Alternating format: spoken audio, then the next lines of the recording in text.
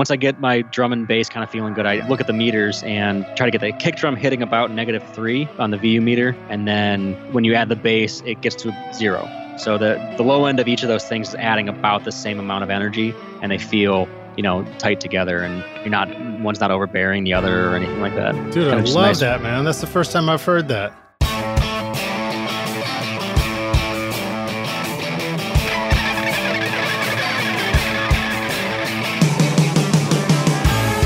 Welcome to Recording Studio Rockstars.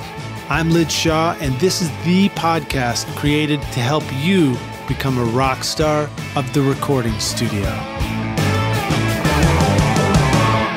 This episode is sponsored by SonarWorks, helping you get the most out of your mixes by correcting the sound of the speakers and headphones in your studio so you get your mix right the first time. Are you sick of doing multiple mixes and still you can't get the low end right? How would it feel to have badass bass the first time? Get a 21-day free trial at sonarworks.com. Are you ready to rock the perfect mix? This episode is sponsored by OWC, Other World Computing, which you can find at OWC.com, your trusted source for memory and speed upgrades, DIY installs, and used Macs for your studio. Let OWC focus on keeping your studio Mac in killer condition so that you can focus on making great music. Why ditch your existing Mac when you can take your studio far into the future with OWC? Learn more at OWC.com and learn how you can supercharge your studio Mac. The speed to create, the capacity to dream. Find out how awesome your Mac can be at OWC. Hey Rockstars, it's your host Lid Shaw, and welcome back to Recording Studio Rockstars, bringing you into the studio to learn from recording professionals so that you can make your best record ever and be a rock star of the studio yourself. My guest today is Jim Stewart, a Cleveland-based engineer, producer, and mixer working with a wide variety of local, regional, and national artists. Some of Jim's credits include Welshly Arms, The Lighthouse and the Whaler, Flanagan and The Authorities, and Ryan Humbert. Jim began his career studying at the recording workshop in Chillicothe, Ohio. How do I say that? Chillicothe, Ohio. Chillicothe. There you go. Yeah. I like that much better than what I said. Then went on from intern to staff engineer at Metrosync Studios and Ante Up Audio, after which he moved on to freelance engineering, working out of many major studios in Northeast Ohio. Jim finally made his mark on Cleveland's music scene and built his own studio in the heart of downtown Cleveland, a really gorgeous-looking place, and you got to check his website out to see pictures of it as well. Jim produces, engineers, and mixes records comfortably in a variety of styles like rock, jazz, soul, and Americana, weaving from productions that feature groovy live bands in the studio to productions that involve what I interpret as building a track from the drums up. A decade ago, I produced a record for an Akron, Cleveland artist named Ryan Humbert called Old Souls, New Shoes, which was recently re-released for its 10th anniversary. And Ryan has also been working with Jim Stewart locally. And when he sent me the stuff that you guys are working on now, and I heard how awesome your work was, I knew I'd want to do an interview with you, Jim, on the show to talk about making great records up in Cleveland and how you're getting such awesome sounds from your studio. So please welcome Jim Stewart to Recording Studio Rockstars. Jim, my man, are you ready to rock? I'm ready to rock. Dude, welcome to the show. Man, thank you so much for having me. This is awesome. So you're up in Cleveland. I'm trying to remember. I think there's a time change between Nashville and Cleveland, right? You're probably an hour ahead, right? Yeah, it's 11 my time. All right, man. So you're waking up lazy. Yeah, always. Speaking of which, what times what does a typical session start and stop look like for a studio up in Cleveland? If I'm doing like a full tracking day, it's typically like a 10 to 10 kind of thing. That's pretty comfortable. We're doing trying to get basics and stuff. Yeah. But a lot of my clients are still kind of 9 to 5ers, so a lot of my days are spent. I'll be mixing on my own during the day, and then I'll get some overdub sessions in the evening or stuff like that. But I try to maintain a pretty regular schedule as much as possible. My girlfriend works a normal job, so I try to work normal as much as possible to be able to spend time with her and have as much of a normal lifestyle as possible, which is not not normal. What is a normal lifestyle, Yeah, right, man. I don't know. How old are you now? I'm 33. 33. Okay, cool. Yeah. So do you feel like you're still in a stage where you really enjoy spending as many hours as possible in the studio? I mean, you're talking about life balance. Maybe you've got some tips for the rock stars about, just mention like one or two things that you think of recently where you're like, I'm going to try and stick to this schedule because this works for me. Yeah. I mean, that's been the biggest thing is just like, I'm up at 8. I try to be into the studio by 9 and like have a scheduled day, if not as much as possible. Like I'll be here by 9, I'll get some work done. I'll go to lunch, I'll go grab lunch and then I'll come back and I try to be out around 5 if possible. Like I said, it's kind of tough when some clients have the same kind of schedule and be able to work with people. So inevitably I'll do weekends, I'll do evenings, but as much as possible having like a 9 to 5 thing. And it kind of just helps you get into a routine because this job can be so, sporadic and kind of erratic that getting out of a routine can be really easy, and eating at terrible times and doing all that stuff, you kind of weighs on you. So having a schedule has been really cool. And just like having a thing that I do every day kind of makes it a little bit easier. And, again, getting some breaks, going on a hike on a weekend or, getting out of here for a little while and not doing this stuff. I absolutely love it. And that's a big thing. I'm when I'm not here, I'm thinking about, oh man, if I EQ that snare drum on that track I mixed today a little bit differently, it'll sit a little bit better. And, I'm still doing that stuff. But just having kind of a life.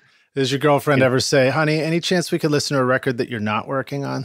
Yeah. Oh man, she gives me shit about my music all the time. Because I know I love you, but you have really bad taste in music sometimes.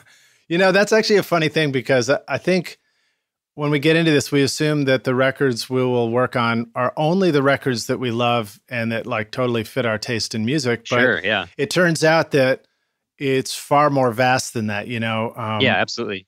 Do you have any comments on working on music that may not have been the same record that you would have rushed out to buy, when you were in your teens or something, but discovering that there's this whole world of love for the craft of recording it, no matter what the style? Absolutely. And I mean, finding something that you really love about the thing, even if it's not a genre that you particularly love, like I don't, over the years I've done, I've recorded anything like I know you joked earlier when we were talking about the Swedish bagpipe metal, but yeah, it's very niche market. Yeah. But I mean, I've recorded just about anything that you can record and kind of like out of necessity early on, but I don't do a lot of hip hop anymore, but I do work with one guy who is just like one of the hardest working guys. And there's always something like, oh man, that's awesome. He did like a really cool, whatever it is, like he's a really talented dude, or there's like really cool aspect to it that you can find and like, just kind of be into and love it and everything. So that's a cool thing about working with a lot of different kinds of music, is being surprised by maybe there's some kind of cool aspect of it or some part of it that you can love, or if it's not good, taking it upon yourself to make it better and being like proud of that is kind of a cool thing. If you're not super into the genre, doing a cool thing and being like, oh man, I made that better, even though I'm not totally into it. There's totally that thing that happens sometimes where the first thing you hear is maybe a demo from an artist that's come your way and they want to work with you, and what they've already recorded isn't that great and doesn't turn you on, but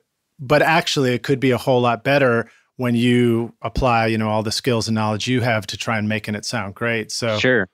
Especially like a younger, inexperienced artist where you can kind of guide them through the process and be like, look what it could be, look where we can kind of get it. And like watching those people kind of light up when you take something that they had and make it so much cooler just because, you put some work into it and everything. Do the thing that you're trying, you've been trying to do or whatever. I want to come back and ask you more questions about that, because I think that's really a great topic, is guiding an inexperienced artist in the studio to help them make great work. Because I think it's one of the things that we get to do that's probably really good for everybody. You know what I mean? It's like there is what we do is in the recording studio, whether producing, recording, mixing. I mean, it's very service oriented, and at the heart of it is helping other people create their best music. So I'm always encouraged to hear any talk of that. But why don't you tell us how you got it, into all this recording stuff? I mean, I talked about it in the intro, but maybe tell us a little bit more about the recording school that you were at, the recording workshop in Ohio, Sure. and just a little bit about your background. Yeah, I mean, I play guitar. I played guitar since I was 12 or 13 or something. My dad is not a musician, but he's the biggest music fan I think arguably you could ever meet. I mean, growing up, he was always playing tons of different kinds of music and never like the same kind of thing twice. Like one of my earliest memories is watching The Last Waltz with him. That the band famous farewell concert where anybody who was anybody was playing at. It was just unbelievable. So he always was always playing stuff and like check this thing out, man. Listen to this B3 on Green Onions or what M3, whatever it was. He's always like big. He would always get really excited about music. So I always loved music and started playing guitar, but was never a very good musician and was in a bunch of bad bands in high school and did all that kind of stuff. And what kind of got me into it was we went and spent a lot of money recording at a place that gave us a really, really, really bad product. And I remember thinking like, man, there's got to be a way to people do this, and there's got to be a way to learn how to do this. And I kind of started looking into it and discovered the recording workshop.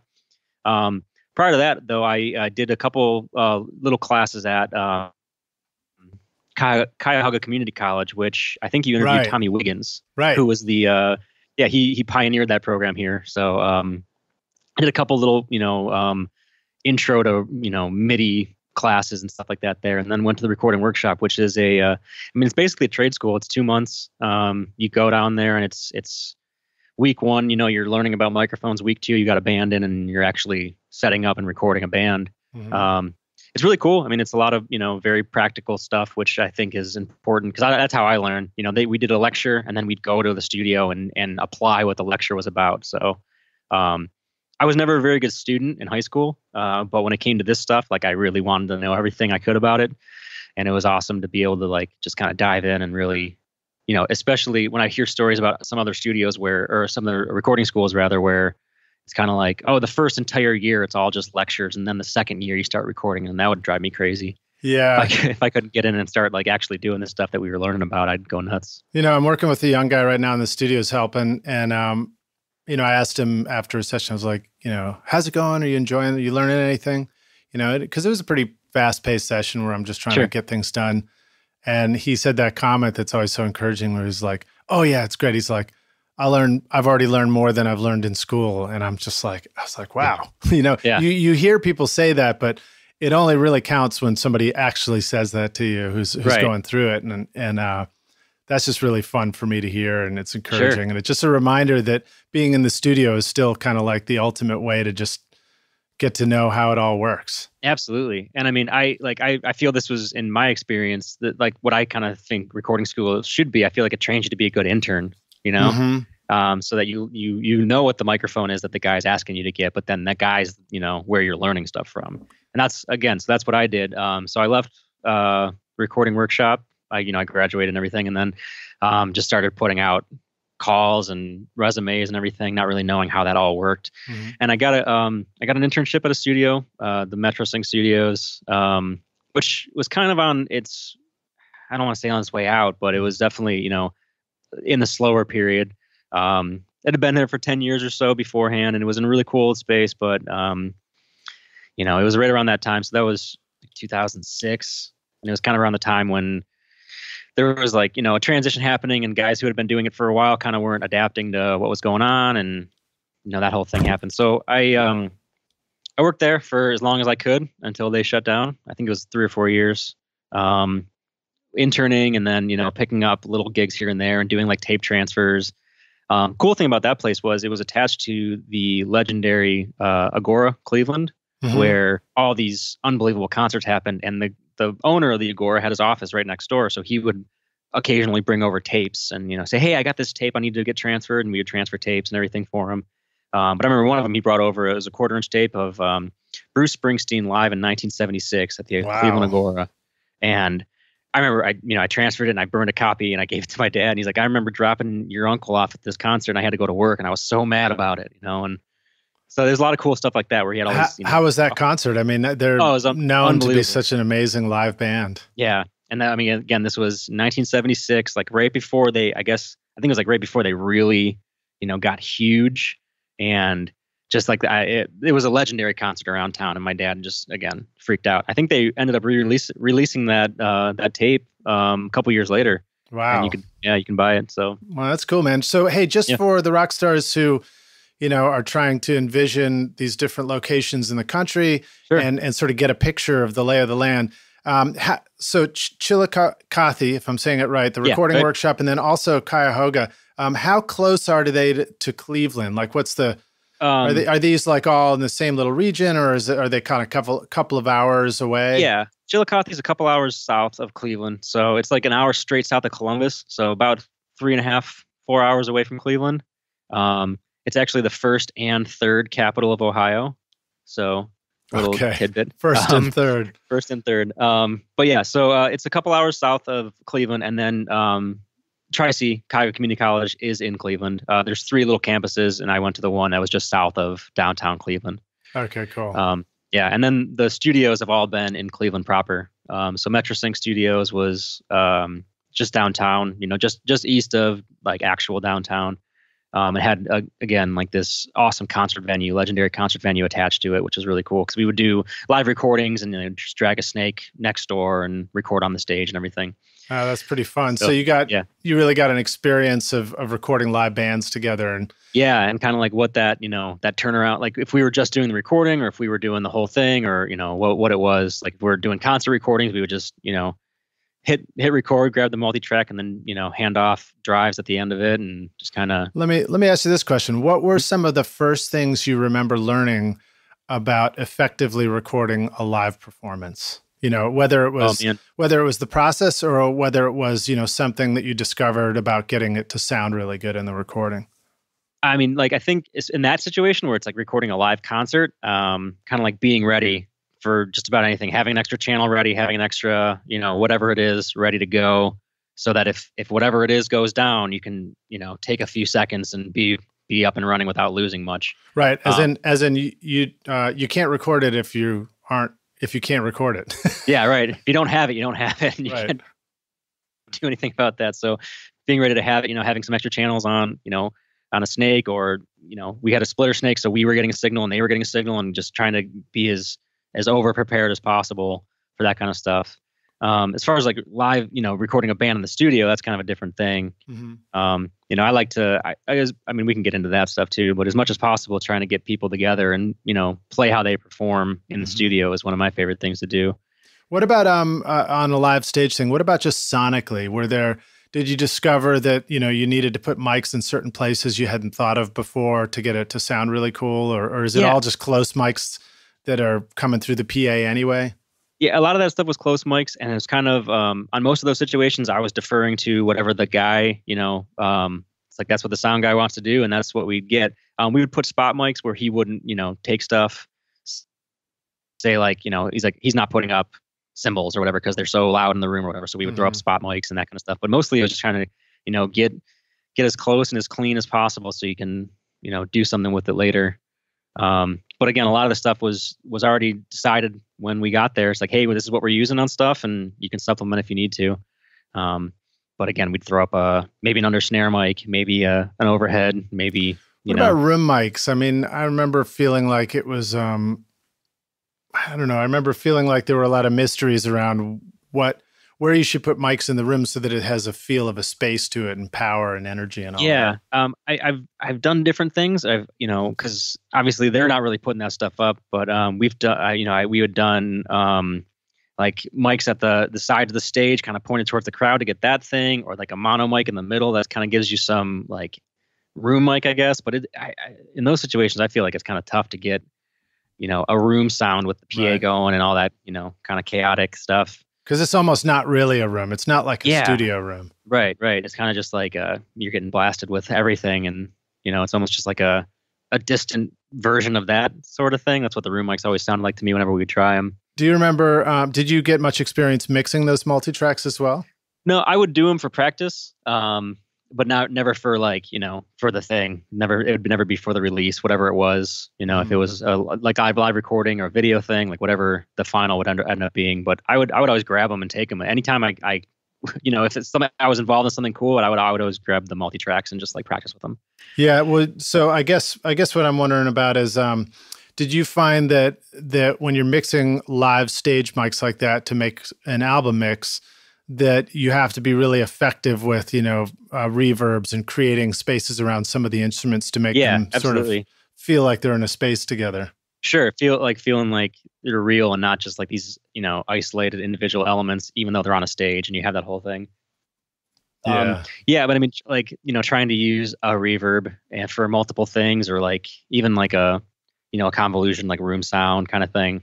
Mm-hmm. That was helpful. But I don't think I ever really figured it out, and I haven't done it really since, Yeah. So. Well, dig it. Well, so then after that, you were up at Ante Up Audio and freelancing around. And tell us, you finally built your own studio, which I'm not sure if I got the name of the studio, if you want to share anything like that with us. But tell us about the place. Creative. Yeah, I'm really creative. It's just Jim Stewart recording. Okay, good deal.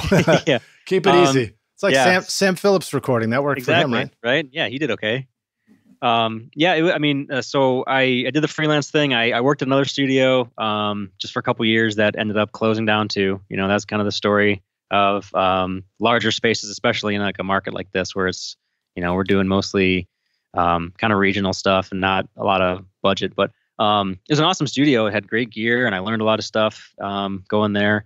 But they shut down, and then I just started working on my living room for a while. I bought the gear that I needed to buy and kind of just plopped down in the middle of my living room and would track drums at other studios and then, do everything else in my apartment for a while until I finally, ended up building a spot. I did a record with a band that got signed, and the label knew a guy named Jim Stewart who was in LA for a long time, and he had done quite a few records, and he kind of somehow wound up in Cleveland, and they wanted him to remix the record for release on the label to get his, he's got a name, he, kind of have some weight to it. So we met up, and I gave him the files and everything, and he goes, "Hey man, this stuff is tracked really well. Where are you recording?" And I told him, and he's like, "Man, we got plenty of space at my spot. Why don't you come over here and build a studio?" So that's kind of how that whole thing happened. The first studio. So my brother-in-law and I built a studio, and it was kind of funny. I finished hanging the last piece of drywall. I screwed it in and like made it into an official room. My control room was done, and my phone rang, and I got off the ladder and answered my phone. And it was the guy who kind of like, put everything together, and he goes, "Hey, how's it going?" I go, "Good, man. I finished it. It's a room, we like, it's officially a room. We got to do everything else, but it's got walls." He goes, "Cool. Hey, the building's sold. We got to talk." Oh no.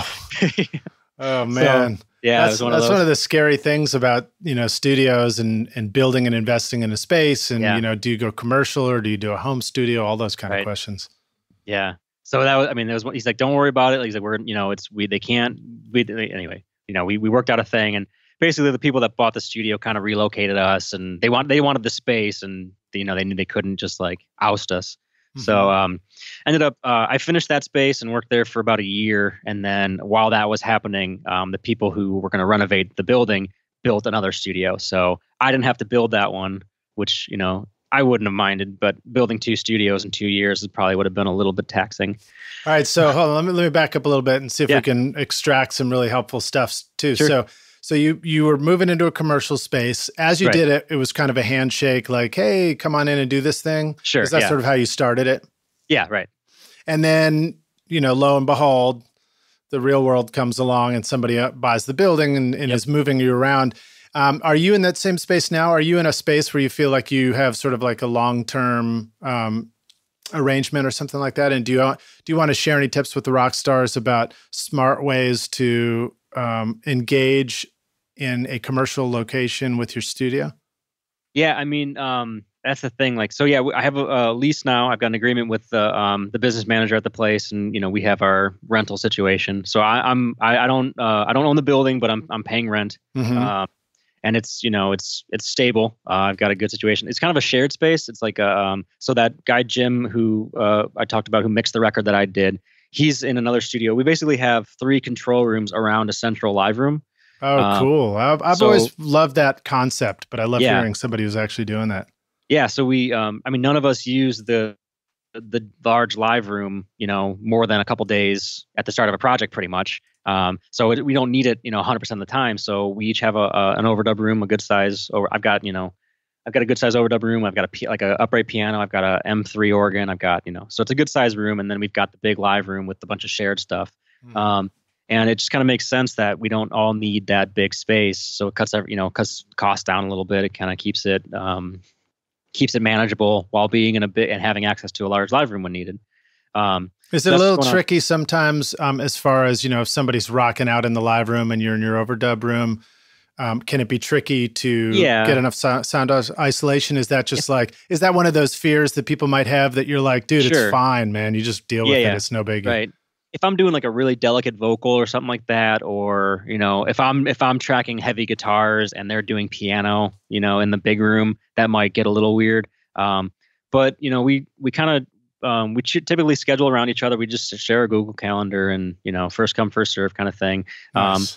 But if it's a thing where one of the guys is cutting drums and I'm trying to do like a really soft vocal, I'll usually check the schedule ahead of time. But, we can say, hey, he's going to do a take really quick, and then he'll be done with drums for 10 minutes and we can cut a quick vocal, one of those sorts of things.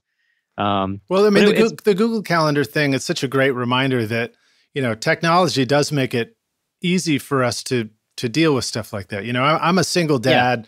Yeah. I'm doing my studio, my podcast, getting my kid to school on time, got a new girlfriend and relationship going and stuff like that. Yeah. So it's there's a lot of balancing acts. And sometimes you look at that and you're like, how am I ever going to figure all this stuff out?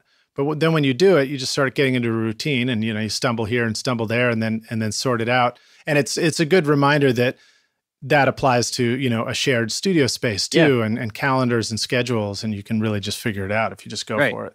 Yeah, schedule everything. Schedule everything, and it's way easier, Yeah.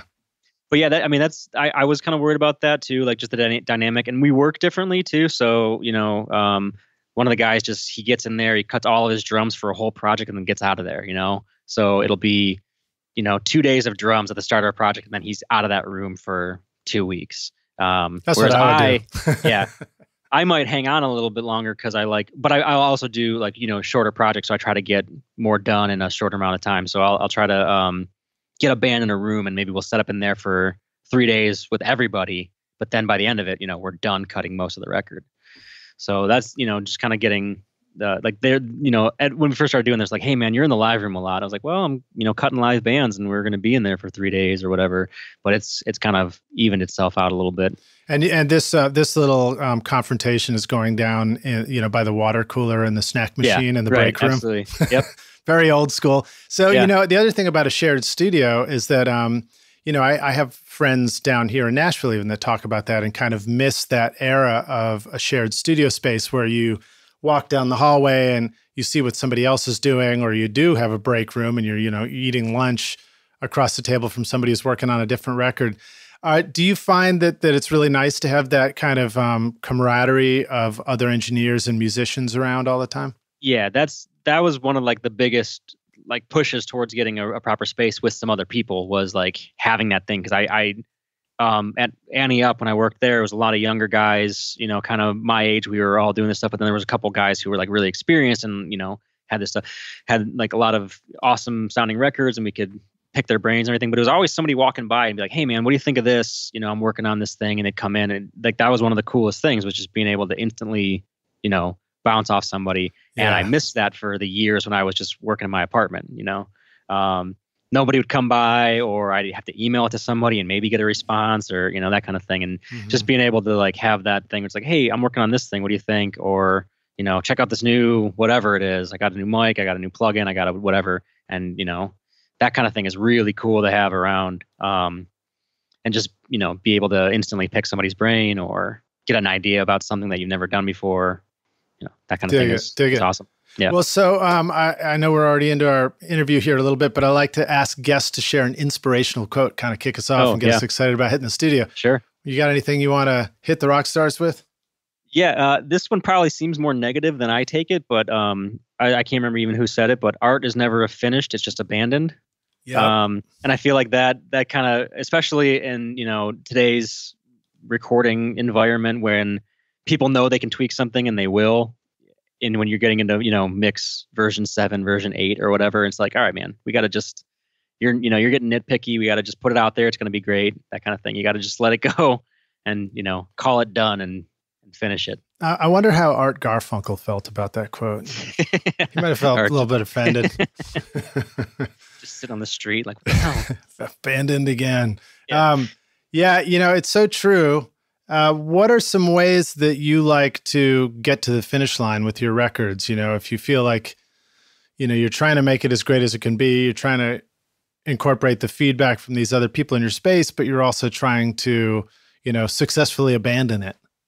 I mean, I try to talk to people ahead of time about like what to expect, especially like how I work and everything. And it's like, all right, if a mix surprises you, then we messed up way before this, If you guys are going, this mix is all wrong, it's like, okay, well then we got everything else wrong and then we messed up. So I try to, explain like, hey, we're going to try to get tones as close to what you want as possible while we're tracking and make sure that there's no surprises later, so that when we're recording, the drums sound kind of pretty much the way the drums are going to sound. The guitars are going to, sound that way. Everything's informed by everything else. And it's going to be a puzzle that's already kind of going together, instead of just like grabbing a billion mics and trying to figure it out later, or taking, a bunch of guitar mics and DIs and being like, okay, we can do all this later. It's like, we're going to figure it out beforehand and we're going to get it right now. And that way, when it comes time to mix, it's going to be just an enhanced version of what you've been listening to this whole time. It's just going to be, a little bit better. Right. So, and I also, I don't like to have people in while I'm actually mixing. I try to at least do the first pass by myself, and then we can get together or whatever. But I feel like taking away that reveal is a big thing. In other words, you want the reveal. You want to pull the curtain back and say voila, and then I want them to listen to it for the first time and have a reaction to it off the bat. I don't want them to be, because like if someone's sitting in the room the whole time while you're mixing and you go, okay, I'm done, they go, okay, right, great. They're like, wow, I'm really bored of this song now. Yeah. It's like, they don't have an opportunity to like have a reaction to it. If they listen to it for the first time, they'll immediately go, oh, awesome, but that kick drum's too loud, or, whatever. Right. Like so I try to do that. And then, as much as possible, try to, mix the rest of the stuff and then just send it to them as a thing. It doesn't always happen. You'll get a Dropbox thing going and upload mixes. People want to hear like things, but I trying to educate people on what my process is, and so they understand what's going on as we're doing it, and there's no surprises. Then the mixes usually happen quicker. Yeah. So a couple of thoughts on that is, mixing involves a lot of boring stuff for a while. Absolutely. Because it's like prepping a room for painting. It doesn't look painted until it's done, but before then it looks insane with tape. And although actually, full transparency, I never prep a room when I'm painting. I just paint it. I'm too lazy for that. But like getting it ready. So like, there's nothing for the artist to respond to. I'll qualify that and say sometimes you work with an artist that really knows how to join you in a process, and that can be a little different. But for the most part, comments and things like that when you're just trying to get everything ready are more disruptive than helpful. Absolutely. And and also the like you talked about, the reveal, like having that first impression, that's actually a really valuable asset, I think, in the studio, because first impressions give you so much insight into the music. And if you're working on it for hours and hours and hours, you can't have a first impression unless you were to leave and come back and look at it again, tomorrow or 2 days from now or next week or whatever. And so by giving the artist an opportunity to just walk in and give you a quick first impression, that can be really beneficial. So you don't want to miss out on that. Yeah. Perspective it goes so quick. And I mean, like, especially when working with a band and they've written a song, their perspective is gone on that song. They worked it out in the practice room and they, did the arrangement, they did this whole thing. Right. And it's like they thought of everything, I promise. Right. Yeah. Right. But then you come in, you go, why is that break between the chorus and the verse 16 bars? Oh yeah. Like, we didn't think of that though. That was the one thing we didn't think of. So that's the thing. I mean, as an engineer, producer, whatever, you'll immediately have a reaction to somebody's song that'll be totally different than their perspective, probably, and they don't have that anymore. So same thing with a mix. If you're working on a mix and you do this whole thing, you go, okay, I think it's cool. And they come in and go, oh, well, I want that vocal way wetter, or I want that whatever, you know what I mean? That guitar solo's got to come way louder. Like that's how I envisioned it. So they have an a vision for it, which is totally fine. It's a totally valid thing, but your perspective has changed. But yeah, that reveal, man, is everything. Well, it's a cool reminder hearing you talk about that. I'm reminded that as producers, engineers, mixers, it's a conversation. So it's like the band brings the music to you, you have the perspective, you respond to it, then you create the recording and the mix and hand it to the band, and then they have the perspective and respond to it. And it's just that nice reminder, like, you don't have to know everything all the time, right? Right. You actually want to know stuff sometimes, and other times sit back and just listen and let the band know what the answer is. Yeah. I mean, I've never really thought about it like that, but that's awesome. Yeah. I mean, because the whole thing, again, like you said it earlier, it's service. We're serving the client, the song, whatever it is, all the things that we're trying to do, hopefully, is make it better. And sometimes, a client will get rubbed the wrong way, or, I've had conversations with people where they think I'm just trying to change stuff for whatever reason. They think I'm trying to change stuff, but it's like, ultimately, man, like, the only thing I want to do is make this the best version it can be. So that's what I'm trying to do. And then we go back and forth and, collectively try to make it awesome. It's not just me. Totally. Not just you. It's trying to and listening to your discography, it's very clear to me that you're doing an excellent job of addressing different styles of music and finding, the best collaborative version of each of those and getting a great sound. So we'll be digging more into that for sure. Let's talk a little bit about your process of communicating with the artist. What tips do you have for, you mentioned a Dropbox and stuff. Yeah. What are some of the tips and tools you have for methods for having a back and forth conversation, at all stages, maybe going into a record, maybe at the, maybe in the studio when you're recording, and then also at the mix stage of a project? When I first meet a band, I do try to, get them here and sit down with them and have them see the studio and listen to stuff I've done in my room and kind of just talk about things and kind of figure out where they're at. So many bands, have ideas about what they want to do, but they're not really sure, especially if they're a younger band. They're kind of just doing their first project. They don't really know. They've seen, X, Y, and Z. They heard that this band did everything live. They heard that Dave Grohl recorded all the tape. They heard that whatever, and they have an idea about what they want to do. And then, we have a conversation and kind of figure out what about those things they actually like. It's like, oh, you want this kind of thing. Well, this is what actually got that, not this, or this process, or whatever. So we kind of have that conversation and hash it out. And again, as much as possible, I try to get a band in a room and do that thing. So bands like that, and they say, we want to record live, and, well, all right, we'll plan on that. And the cool thing about doing it that way is we can plan on recording live, and if everything goes well, great, we got it. And if not, we can just do, just have the drums and everything else can be replaced, because I try to get as isolated as possible too, So trying to figure out what a band wants to do and what, and what the best process is, and if they have anything to listen to that they've done before, we check that stuff out and just kind of make sure they, they feel confident that I know what I'm doing, and I'm not gonna just bulldoze them or be passive or whatever, that they know that they're gonna come in and get something good. As far as the recording side, for mixing, kind of like what I said, I explain people my reasoning for, doing it the way that I do it, where I'm going to do a mix by myself and I'm going to send it to you guys and get your feedback. And if it's an artist, that's fine. If it's a band, I try to tell them to get together and, agree on feedback. So I'm not getting the feedback from the singer saying the vocals need to be up and wetter and all this stuff, and the drums need to be just get together, discuss it, hash that stuff out before you get to me. Everybody agree on stuff, and then we'll talk about them.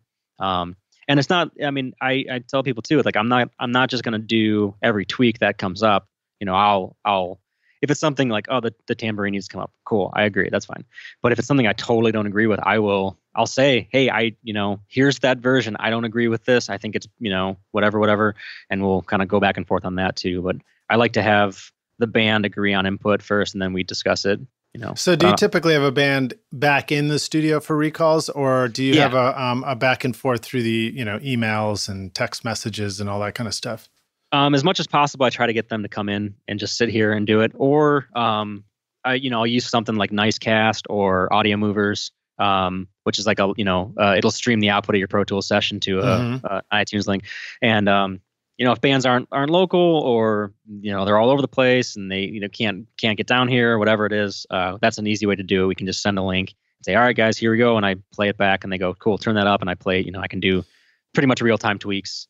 Maybe break that down just a little more for the rock stars who aren't familiar with that. So I also use Nicecast some here, but maybe you can describe it and explain how it kind of hooks up and what the experience is for you guys. So Nicecast and Audio Movers are the two, and they're basically the same thing. I think Audio Movers has less latency, but they operate basically the same way.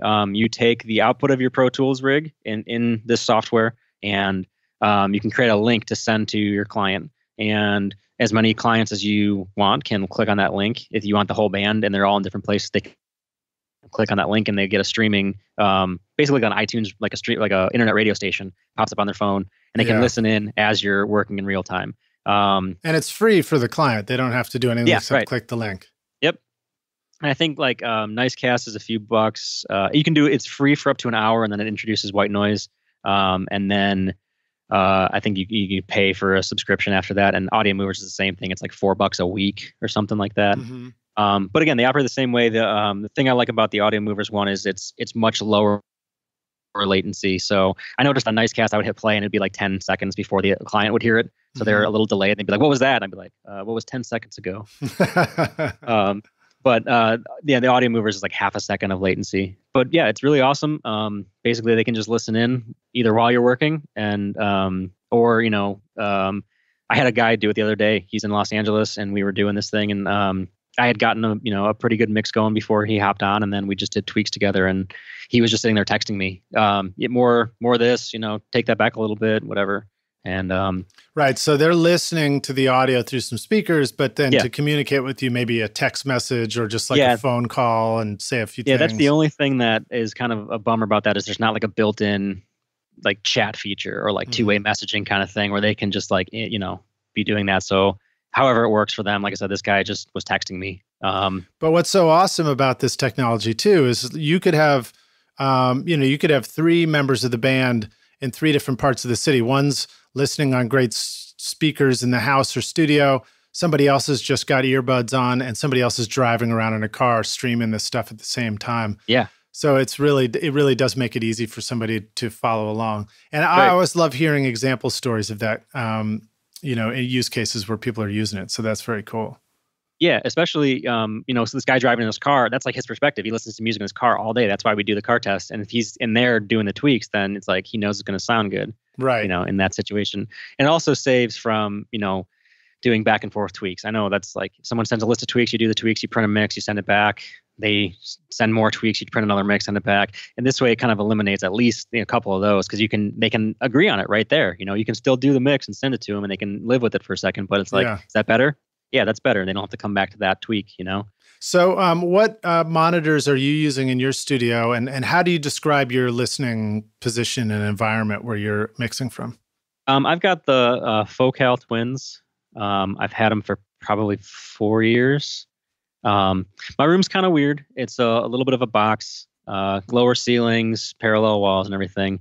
I've got a bunch of acoustic treatments and everything, and I'm handling it as much as possible. But I do run the SonarWorks reference software to do some correction. Great. Yeah, man. I mean, I was a little skeptical. I was a little leery about adding a ton of whatever EQ to fix what I don't want to like damage my speakers or whatever. If I had to add 9 dB of low end to correct this weird dip or whatever, But it's awesome. It makes me feel better. I mean, I'm closer when I start. It's just. Yeah, tell us. They're actually a brand new sponsor on the show. Oh, and awesome. I'm about to be installing the SonarWorks Reference 4 on my monitors. I've used them on headphones, but I'm about to put them on my monitors too. So this is a great opportunity. Share with us your, I don't know if you do it often or you did it, set it and forget it, but share with us what you remember about the process of, using the software, using the mic to measure and setting up your speakers. Yeah, it's stupid. It's stupid simple. I mean, it literally walks you through the whole thing. So I did it a couple times. I'm like when I first got in here, I rearranged my room a few times and I'd measure and then tweak and then measure and then tweak and kind of got to a point where I feel comfortable here. But you basically you can do it two ways. I just had a measurement mic. I borrowed from a mastering engineer in town, just like one of those Behringer whatevers, and that works fine. But I think what they want you to do is get their reference mic. So they actually test every single microphone they send out, and you can get the frequency response for that specific microphone. You put in the serial number, and they send you the frequency response file for your specific microphone. That's wild. Which makes, your measurement that much more accurate. So, you put it close to one speaker, then you put it close to the other speaker, and it tells you, it does a little, it puts out some sweeps and everything, and it tells you how far apart your speakers are with a pretty insane degree of accuracy, Like I measured, and it was like, yeah, that's like 1/10 of an inch off or something like that. That's wild. And then from there, it shows you like a graphic image of where the microphone is in the room based on the sound coming out of the speakers. So you move the microphone in your listening position. You set it up about your ear height and everything, and then you move it around your listening position, and it tells you where it is, where the microphone is, and where it wants it. So there's like a little circle, and once you get in the circle, it tells you to put the mic down, and then it runs a sweep, and then you do that like 25 times, 28 times, or something like that, and it comes back with a really accurate, frequency response of your speakers and your listening position in your room. Wow, that's so cool. And so what's interesting to me too is in my head, I imagined you had to sort of somehow perfectly position a microphone and measure it from the wall, like, come up with this laser beam positioning of a mic, which makes you go like, how am I going to do that? Or like, what if I move slightly? And what's so cool about the way they create the software, SonarWorks, and your description of it, is it has you just kind of move the mic all over. You can hold it in your hand, I think, right? Yep. As long as you're steady, Yeah, it's getting like a perspective of the room and the whole space. So it's really sort of compensating. And then Rockstar's, the low end frequency, a couple of ways to think about your studio environment and the mix position and what you're hearing out of the speakers is, I think it's like 300 or 500. I think it's like 300 hertz and above. You think about it like ray theory. So you think about it like arrows coming out of your speakers. Right. It's like the sound comes from your speaker and goes straight to your ear, but it also goes out to the side, bounces off the wall, and comes to your ear. And in those scenarios, you're putting up absorption and reflection and or diffusing panels and things like that, so that you're mostly hearing the sound just come from your speakers to your ear and not a bunch of reflections. But below 300 hertz, you're in the territory of the shape of your room is tuned like blowing on a Coke bottle, basically, an empty bottle. And so you have these resonant frequencies and they add up and they subtract in weird ways that cause you to, the frequency response of your room to have this roller coaster look to it down in the low end. And that's why it's so challenging to get the low end balance right in your mix. Does that sound about right to you? Yeah, absolutely. Especially, I have this kind of weird, this weird little nook in my one corner, and I can totally see it in the frequency response chart. So my low end is different from right to left speaker, which is a pain.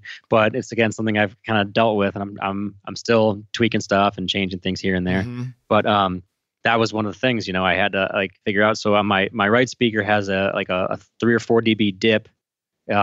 And then my left speaker has a 3 or 4 dB bump in like 90 hertz. So they're opposite each other because of this little nook. Wow. And it's just like, it's like a thing. But can you imagine how much hair you pulled out trying to sort that out mentally before that? Yeah.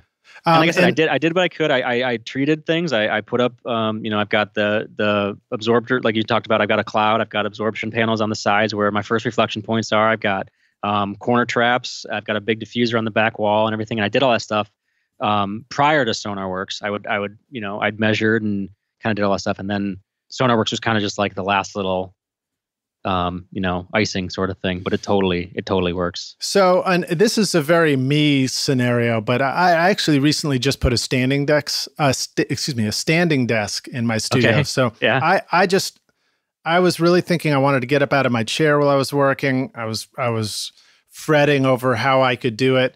And then I thought one day, I was just like, oh, screw it. I'm just going to get this, $80 desk on Amazon and just wheel it up to the console and pick up my keyboard and start working like that. So that's actually how I'm doing this interview right now, for example. Okay. Awesome. And it's been a super pleasure to be able to work standing in the studio. I can also just scoot it out of the way and sit back down if I want to. Sure. But it also occurred to me that one thing that's really cool about SonarWorks and this way of measuring with the mic is that it can store different mix positions for you. Yeah, So you could absolutely. literally be like, shoot it out with the mic and be like, okay, this is my standing balance for this mix position. And now here's my sitting one.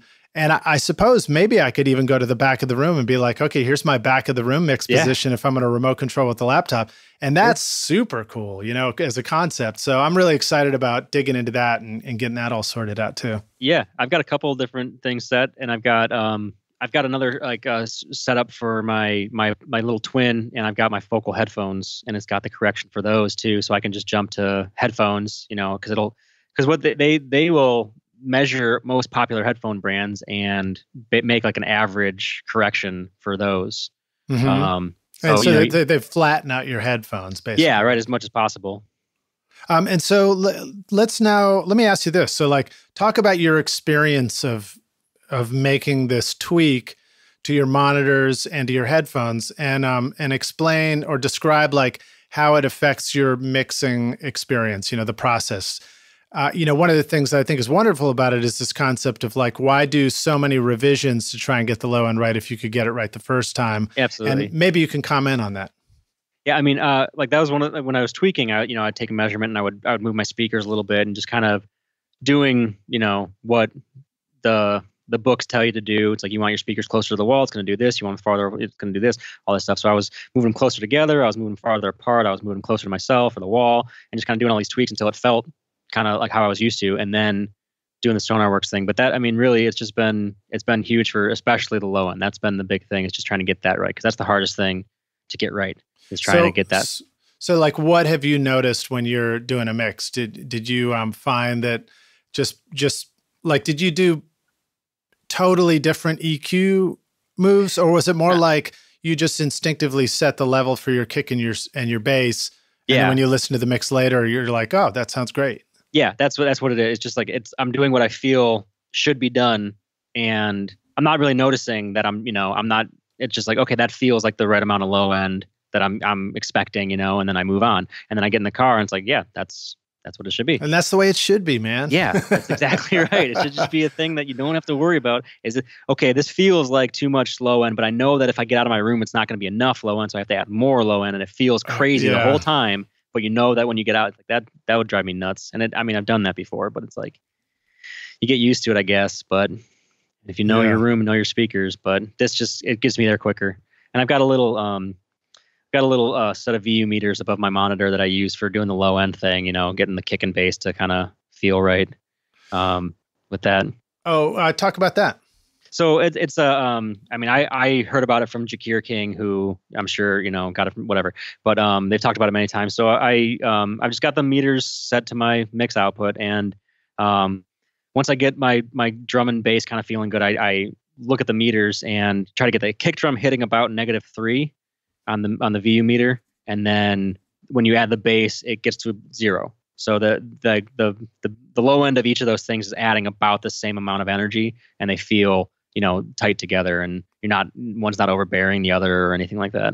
Dude, I love that, man. That's the first time I've heard that. Oh, really? It's great. I had heard something years ago about it's from my buddy Megan Gohill, and I forgot who he said he heard it from, but it was essentially saying that, like, start with your kick level at -10 on the VU meter and build your mix there. But this is going way back to like Elvis and stuff. So yeah, right. I think we were talking about different mix levels back then. Sure. You know what I'm saying? Yeah, slightly different. But yeah, I mean, even if it's kind of just like a visual reference, if you're unsure about, where your low end is in your room, it's like just a good way of knowing that, hey, this is where I'm hitting, and then you kind of build your mix around that. And it really helps just kind of feel like your foundational stuff is there, and then, you build your mix up from there, and it really helps. So now you're mixing in Pro Tools? Yeah. Mm-hmm. Okay. And then where do you find a VU meter to measure something like that? I have a little Calrec sidecar that I got a couple years ago.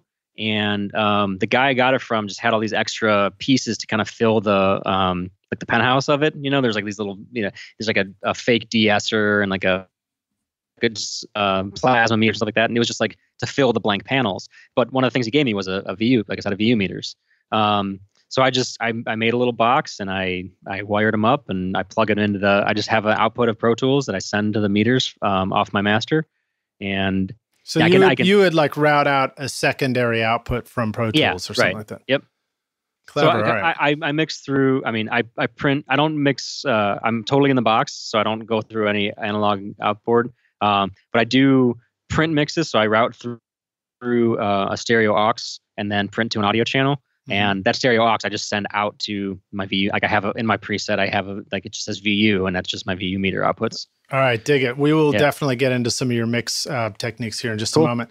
But before we do, let's take a break. And Rockstars, I want to remind you that you can find links to all the stuff we're talking about here today with Jim Stewart in the show notes. If you're on your mobile device, just click through right now and you'll see clickable links, including a link to a YouTube playlist that you find in the show notes that I made of Jim's music. So you can go check out some of these great records. We're going to come back in now in just a moment for the jam session and dig into some detailed questions about, mixing, about recording, about approaching different bands and stuff. So we'll see you in just a moment for the jam session.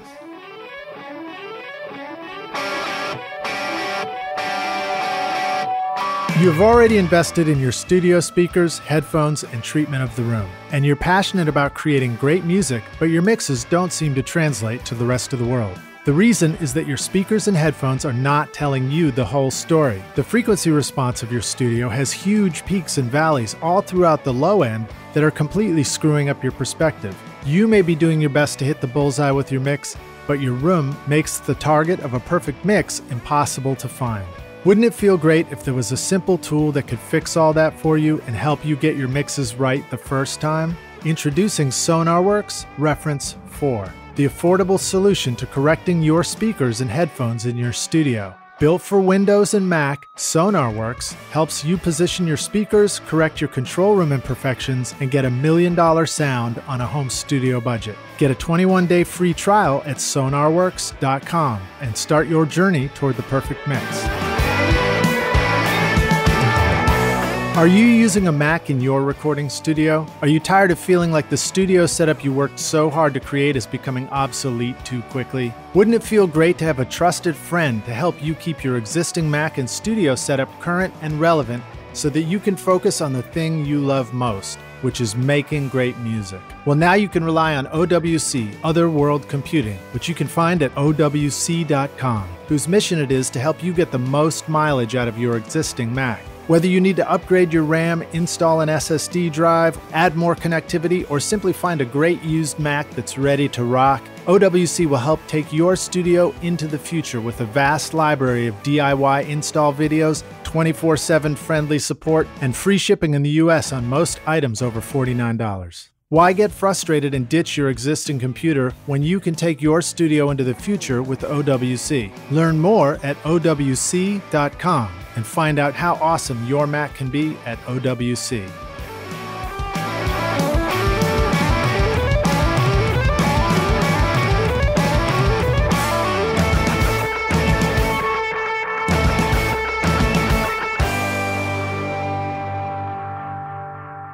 Hey, rock stars, Lid Shaw, we're back now for the jam session. My guest today is Jim Stewart, joining us from Cleveland, Ohio. Jim, are you ready to jam, dude? Yeah. All right, man. You sound, I don't know if that was enthusiasm or that was like preparation. You're like, I'm ready, man. I'm ready to do it. Yeah. All right. So, I noticed that the records you've been making have great sound and tone, really beautiful, well done. Like they sound super, just like right on the mark and competitive, which is awesome. Do you have, so this question is pretty geeky, pretty techy. I've been exploring it myself, and I want to ask you, do you have any recommendations for just bit depth and sample rate? How do you like to start out a session when you're making a blank to record a band? And what advice do you have for the rock stars about that stuff? I've been 48-32 float for a couple years now. I haven't done a shootout between like higher sample rates in a very long time. And when I did, I couldn't hear a difference. Mm-hmm. I probably couldn't hear a difference in anything, but I couldn't hear a difference. I was like, oh, whatever. And maybe I should do that again, now that I've kind of, I haven't done it in years. But it sounds good to me. And I think the important thing is bit depth bit depth. I like 32-bit float. I know that, you just having that more headroom and all that stuff. I think the plugins run better. I think it's just makes things a little bit, What do I mean? easier. We're not technicians in lab coats here, but Sure. how would you describe what 32-bit float is for the rock stars who don't know? And then also a reminder, rock stars, Jim, you're working in Pro Tools, right? Yes, right. Pro Tools, Groovy. HD 11. I mean, I can go through my whole rig if you want. I've got Sure. Tell us. I'm running Apollos. I've got an original Silverface Apollo 8, Apollo 16, and then an Apollo Twin desktop, which is like my monitor controller. And then I've got another satellite. So I'm big into the UAD stuff. I've got 18 DSPs of UAD plugins at this point. Nice. Yeah. And I should qualify this, or I should harken back to when we were talking about Nicecast rock stars. Yeah. Because you're using Apollo, that means you're in, system audio. You can do aggregate devices, which allows you to, right. To access Nicecast. If you're in an HDX system like mine, which is a proprietary, Avid interfaces, it gets a little trickier. I have to route back out through a light pipe and back in to something as well. Yeah, that's where that audio movers might be cool because it's just a plugin and it just routes from whatever you can send it. You can, if you wanted to, you could set it on different channels of your mix and send people, drum stems or whatever. Oh, that's cool. Yeah. So, but yeah, so I do that. I am running like HD native. Well, not officially the HD. I'm running HD software with a native rig, I guess. And I've got a Hackintosh that I've been using for years, which people always give me a hard time about. Wow. But it works, and it's knock on wood, is the best rig I've ever. Best Pro Tools rig I've ever Let's run. go there, man. Let's go there. Yeah. You're like only the second person I know using a Hackintosh for Pro Tools. What the hell is a Hackintosh? A Hackintosh is physically it's a PC. Everything else, as far as like operating system stuff, it's a Mac. No one ever knows. People come in and they see me work and they go, what Mac Pro are you running? I'm like, well, I've got this Hackintosh. I'm like, no way. And they see it on the ground and like, holy shit, man. I can't believe, because it looks and feels and acts like a Mac. And if you go into System Profiler, it says late 2013 Mac Pro, the trash can version. Oh, no way. And so this is something that became available years ago when Mac switched to Intel chips, I think, right? Yep. Mm-hmm. So Rockstars, it essentially means, and again, I'm going to let you explain it for real, but it essentially means that you can create the guts of a computer that still looks to the operating system like it's a Macintosh because it's the same chips. And it is kind of a pain. It's not the easiest thing to do. The physical build is totally fine if you can put together, a computer. It's super easy. You kind of snap the parts together and that's it. Doing the operating system stuff is a little trickier. There's some loops you got to go through. You have to like make a bootable USB drive with a couple like software things. But there's a website. This guy just walks you through the whole thing, and he does monthly updates with approved build guides and here's motherboards that would work, here's processors that work, like all this stuff is known to work. And then he does, every time a new OS comes out, he does a build for it and shows you how to do the software install. Again, it's not plug and play. It's not an easy thing. I had to go through a lot to get my Thunderbolt working. I had to actually boot in a Windows drive and go into system preferences and enable this Thunderbolt driver and do all this. It was kind of a pain, and it's still, it's not the most easily upgradable thing software wise. Mm-hmm. But I've been thinking about something else lately. But it honestly, man, it's been like the most stable recording computer I've had. Well, there's an element of it that gets us all excited because it's DIY studio stuff and cheap, and cheap, and you can get like a super powerful computer for a whole lot less. Which, always works well in music. I probably paid $1,200 for the whole thing, and it's a quad 3.8 processor with 32 gigs of RAM, solid state drive, Thunderbolt.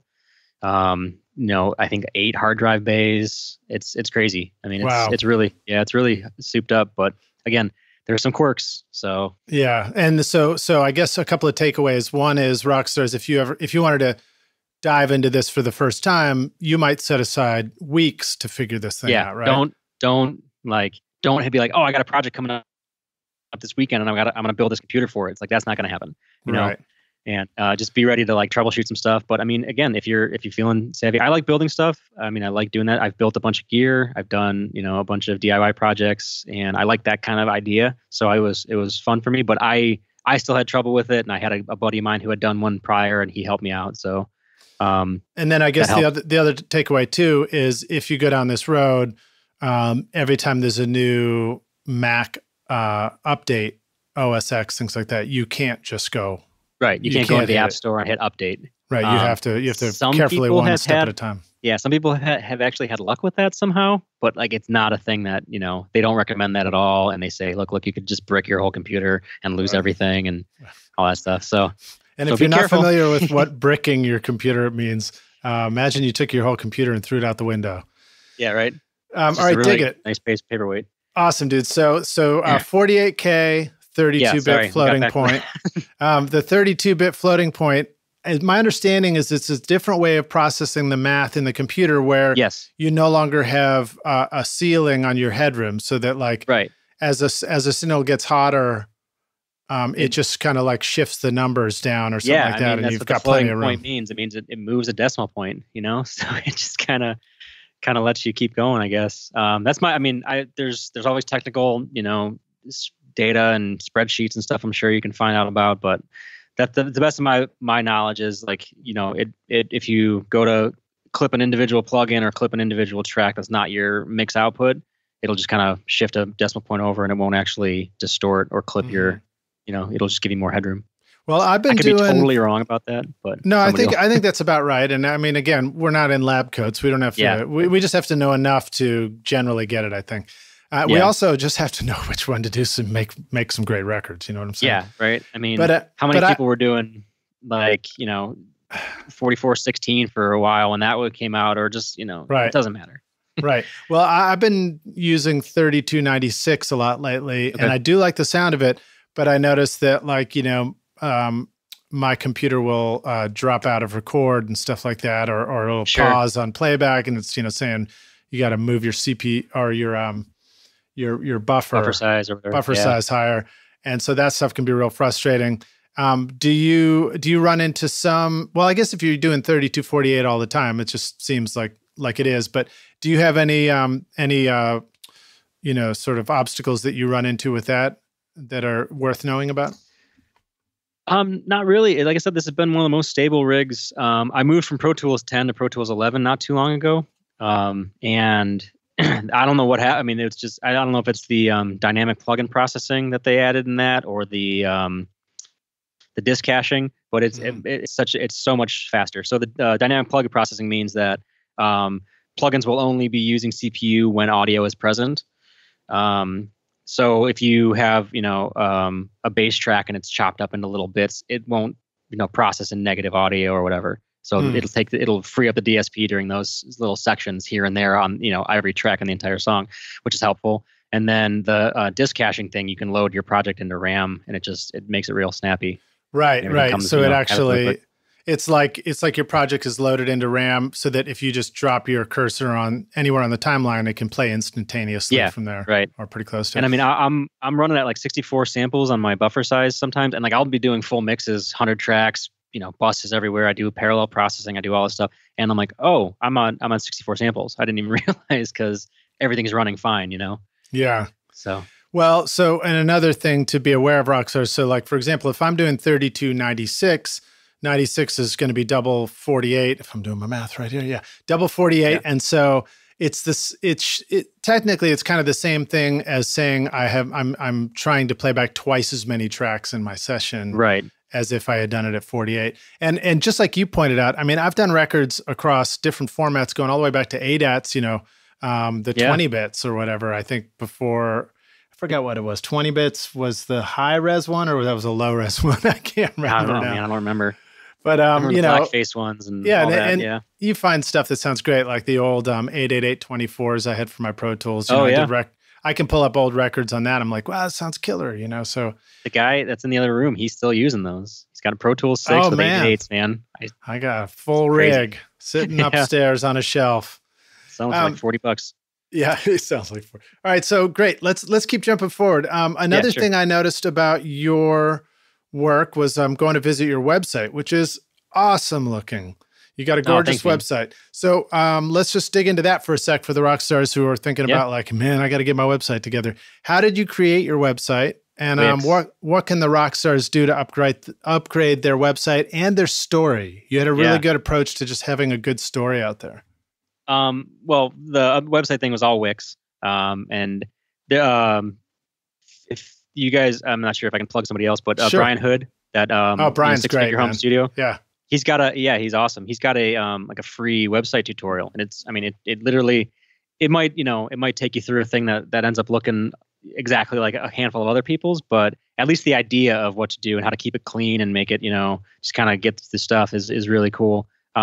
So I did some of that stuff. I took some stuff from my old website that I had a guy build, and a lot of that copy in there was from that, just kind of revamped. But kind of keeping things simple and having, smart stuff like it's like where can they hear your work? Right here. You just click a thing, Right. I got a one page website where it just kind of scrolls down, and you don't have to really go anywhere. You don't have to like search to find stuff. It's right there. So, it has services that I offer. It has stuff I've done. It has a little blurb about me, and it has a couple pictures, and then it has a little thing where you can send me a request if you want to, Mm-hmm. Super easy. Just get the information that I need from people. And if they want to, do some work, it's really kind of stripped down and straightforward.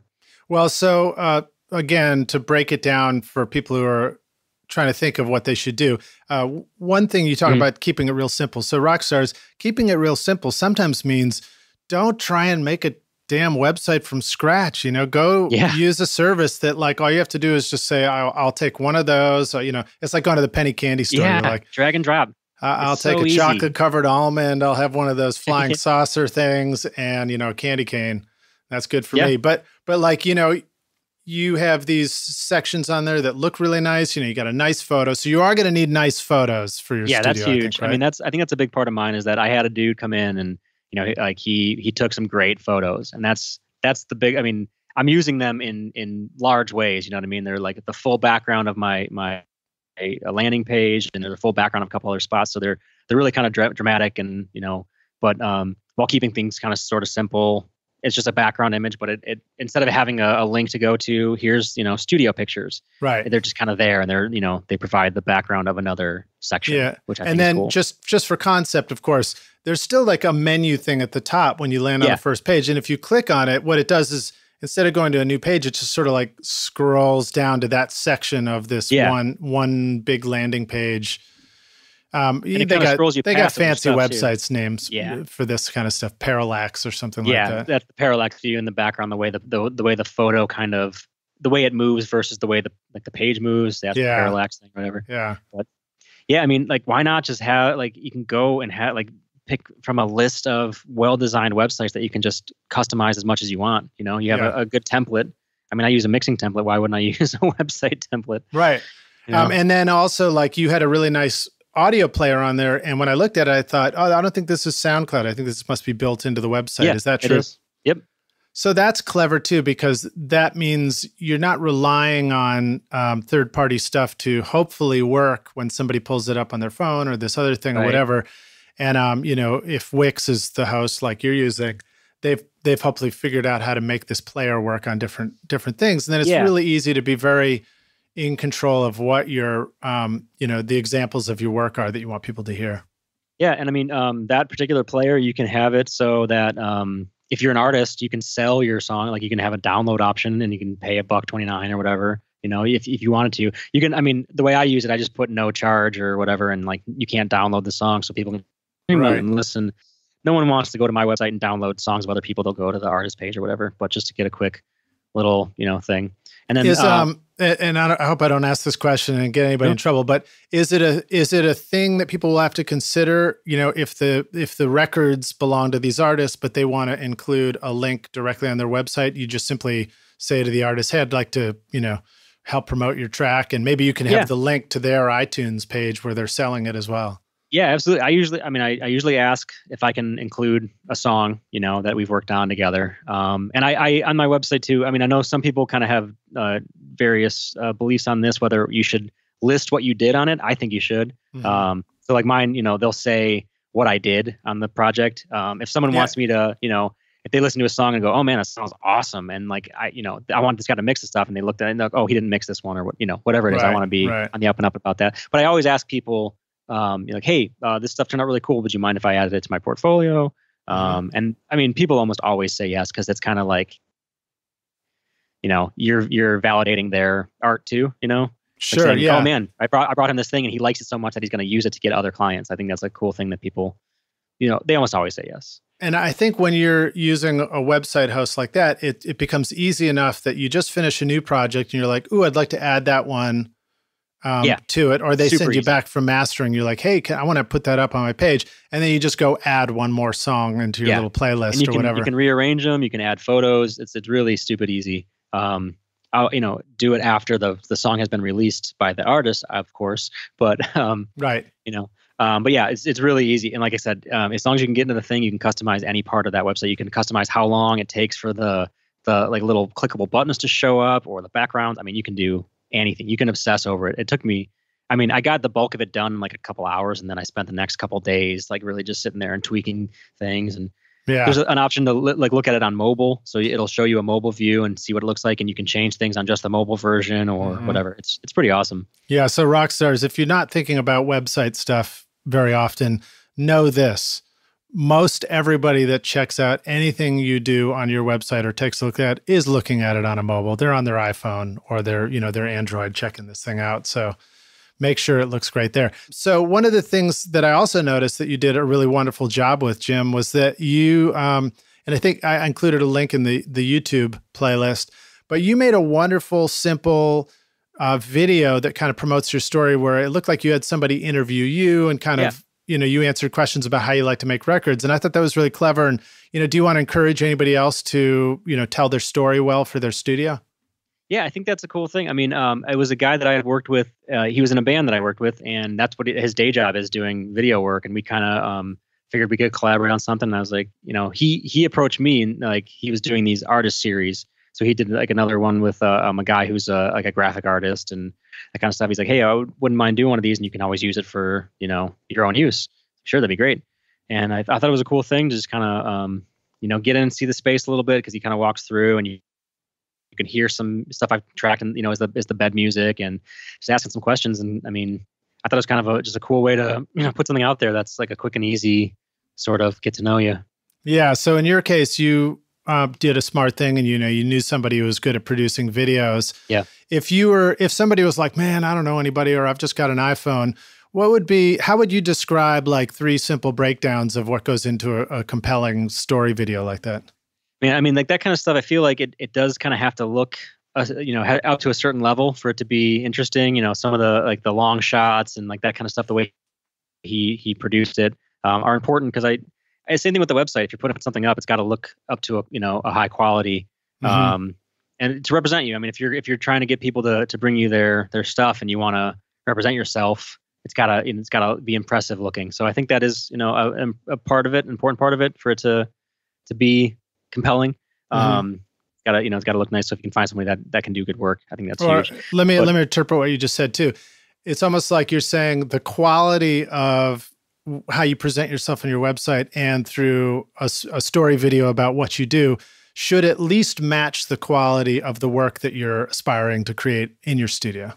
Yes. I mean, absolutely. Because it's, again, if you're going to half-ass a part of something, and people are going to see that you half-ass something, they're going to assume that you half-ass the job that you're doing, and you don't want to ever represent that, I don't think.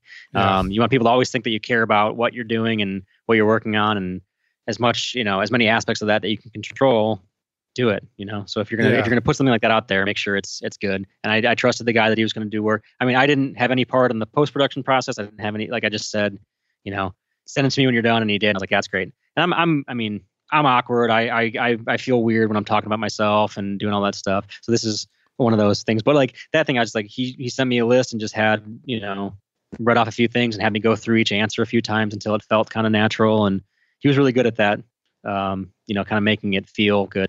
But as far as putting it out there, I think just kind of, quickly telling, like doing a recap of like how you like to do things, or a couple little, what kind of sets you apart, I guess, from their buddy in their basement with a Pro Tools rig, showing that you care about what you're doing and have a passion for it, and will deliver a product that, you're proud of and they're proud of, and all that stuff. I think trying to convey that in a video like that is important.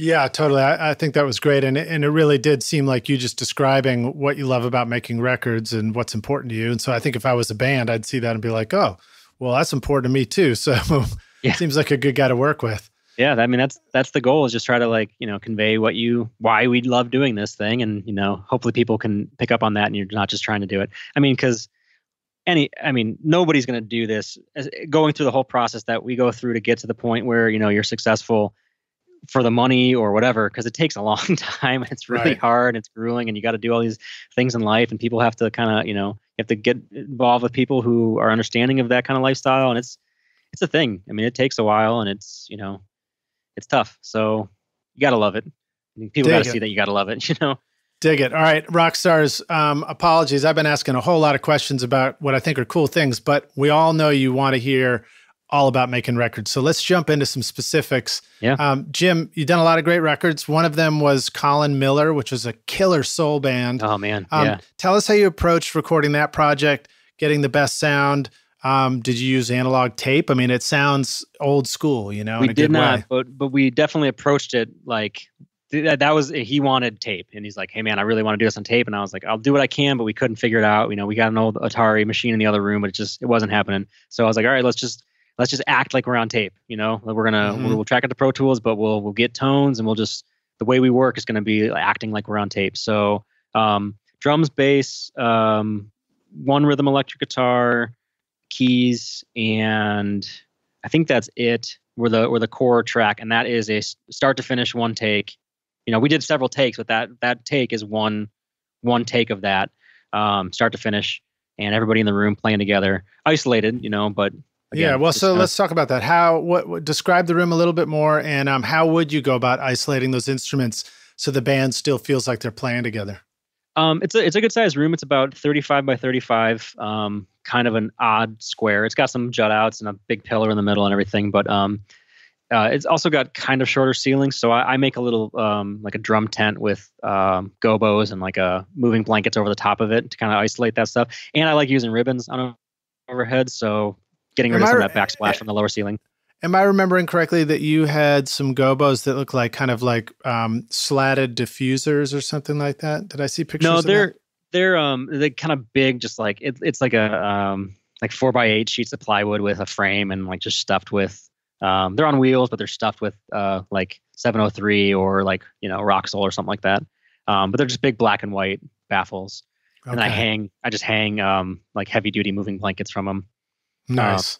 Yeah. So like I said, I like using ribbons on overheads, and the ceiling's a little bit lower than I'm used to. So kind of getting rid of some of that splash, that spill back into off the ceiling and into the back of the mic helps with the little tent, So right, because the ribbon is going to be a figure eight, so it's picking up the drums below it, but it's also picking up the ceiling above it.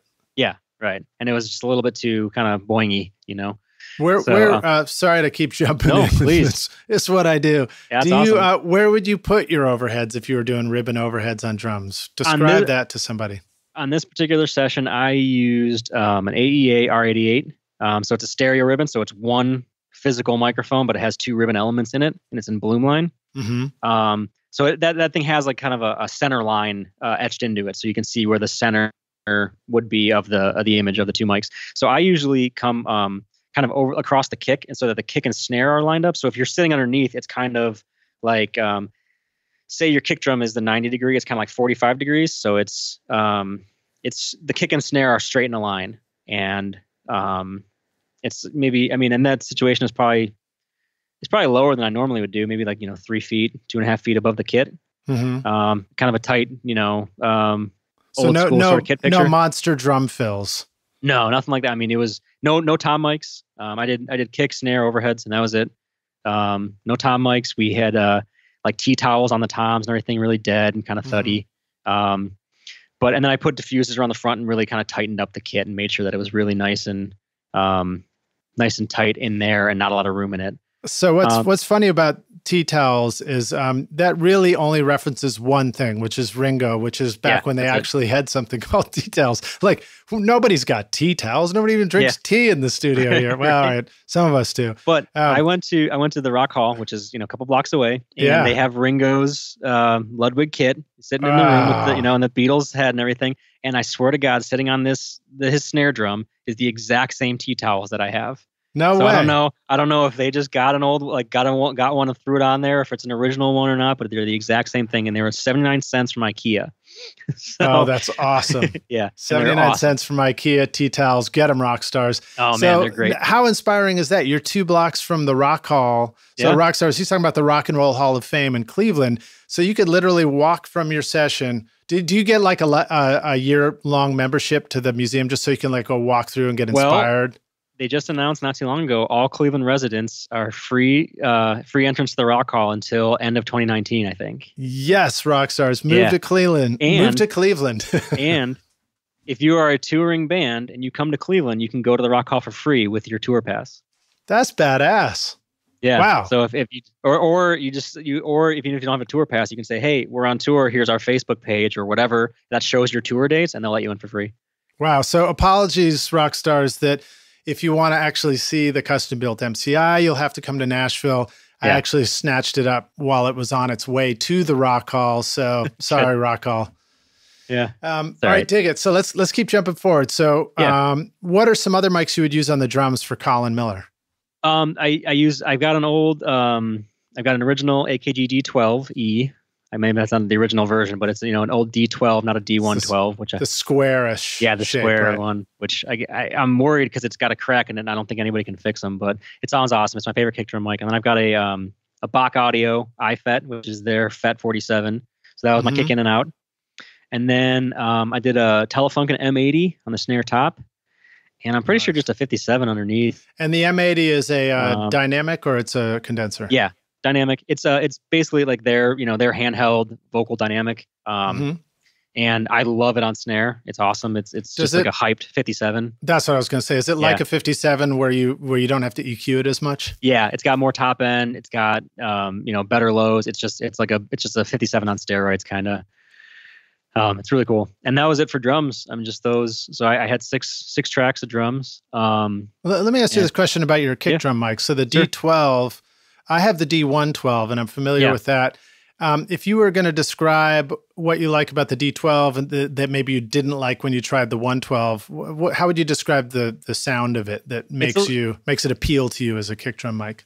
The D112, I don't think has it as bad as the other, is like more other modern mics, but like they're typically a little scooped, and they kind of got that smiley face thing with the top and bottom kind of boosted and the mid range scooped a little bit. And the D12 does, or the modern mics, like the D1, like the more modern mics, the D112. Right, this one feels a little bit more natural, but it's got a really cool attack. It's like more thwacky and less clicky, if that makes sense. Yeah, which is kind of how I like to hear kick drums, especially in that kind of scenario where it's like you don't really want like a really defined beater.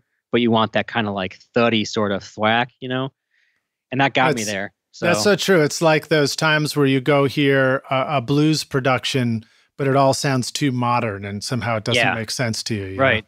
Yeah. It's like the wrong kick drum in the wrong, it's like in the wrong room or whatever, the wrong scenario. But that just kind of got me that. And the FET just kind of gets that, it's like the outside kick mic. It just kind of gets that pillowy low end thing. The pillowy thing. Yeah. So now the D12 maybe wouldn't be the mic that you would choose if you were going to go record a metal band, for example. Right. Yeah, which I just did not too long ago, and I used a Beta 52. Okay, cool. All right, dig it, man. Awesome, dude. All right, so what are some other ways that you like to record drums when you're there? What's another recent drum miking setup you might have used on a session? We'll go with that one, the metal thing. So this is a band called Ceterum, and they're kind of like a Tool. Sort of, technical, proggy kind of metal. They're probably gonna get mad at me for calling them proggy, but very, very Tool inspired, like some Meshuggah, that sort of thing. So very aggressive, lots of meter changes, lots of really aggressive guitars and everything. So the drums fast for that drums, are probably right. Yeah, right. Fast.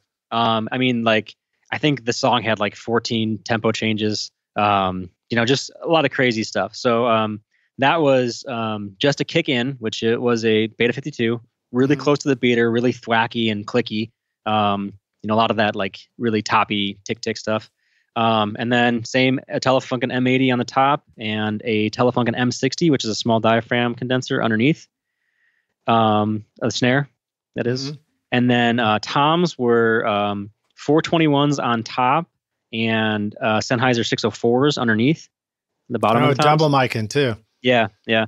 And then this probably is a terrible thing to do, but I've got these Y cables, and the bottom side is phase reverse, and they go into one. They join into one XLR, and then I plug them into one preamp.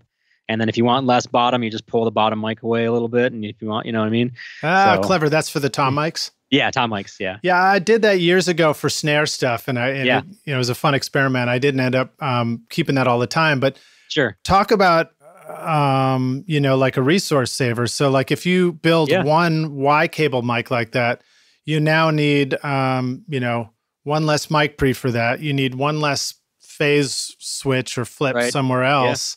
Yeah. And then I love the fact that you came up with such a simple solution. Like if it's too much bottom mic, you just literally move it away from the head a little bit more. Do the thing that, like guys used to do where they'd move stuff and, fix it or whatever. It's a stupid, simple thing.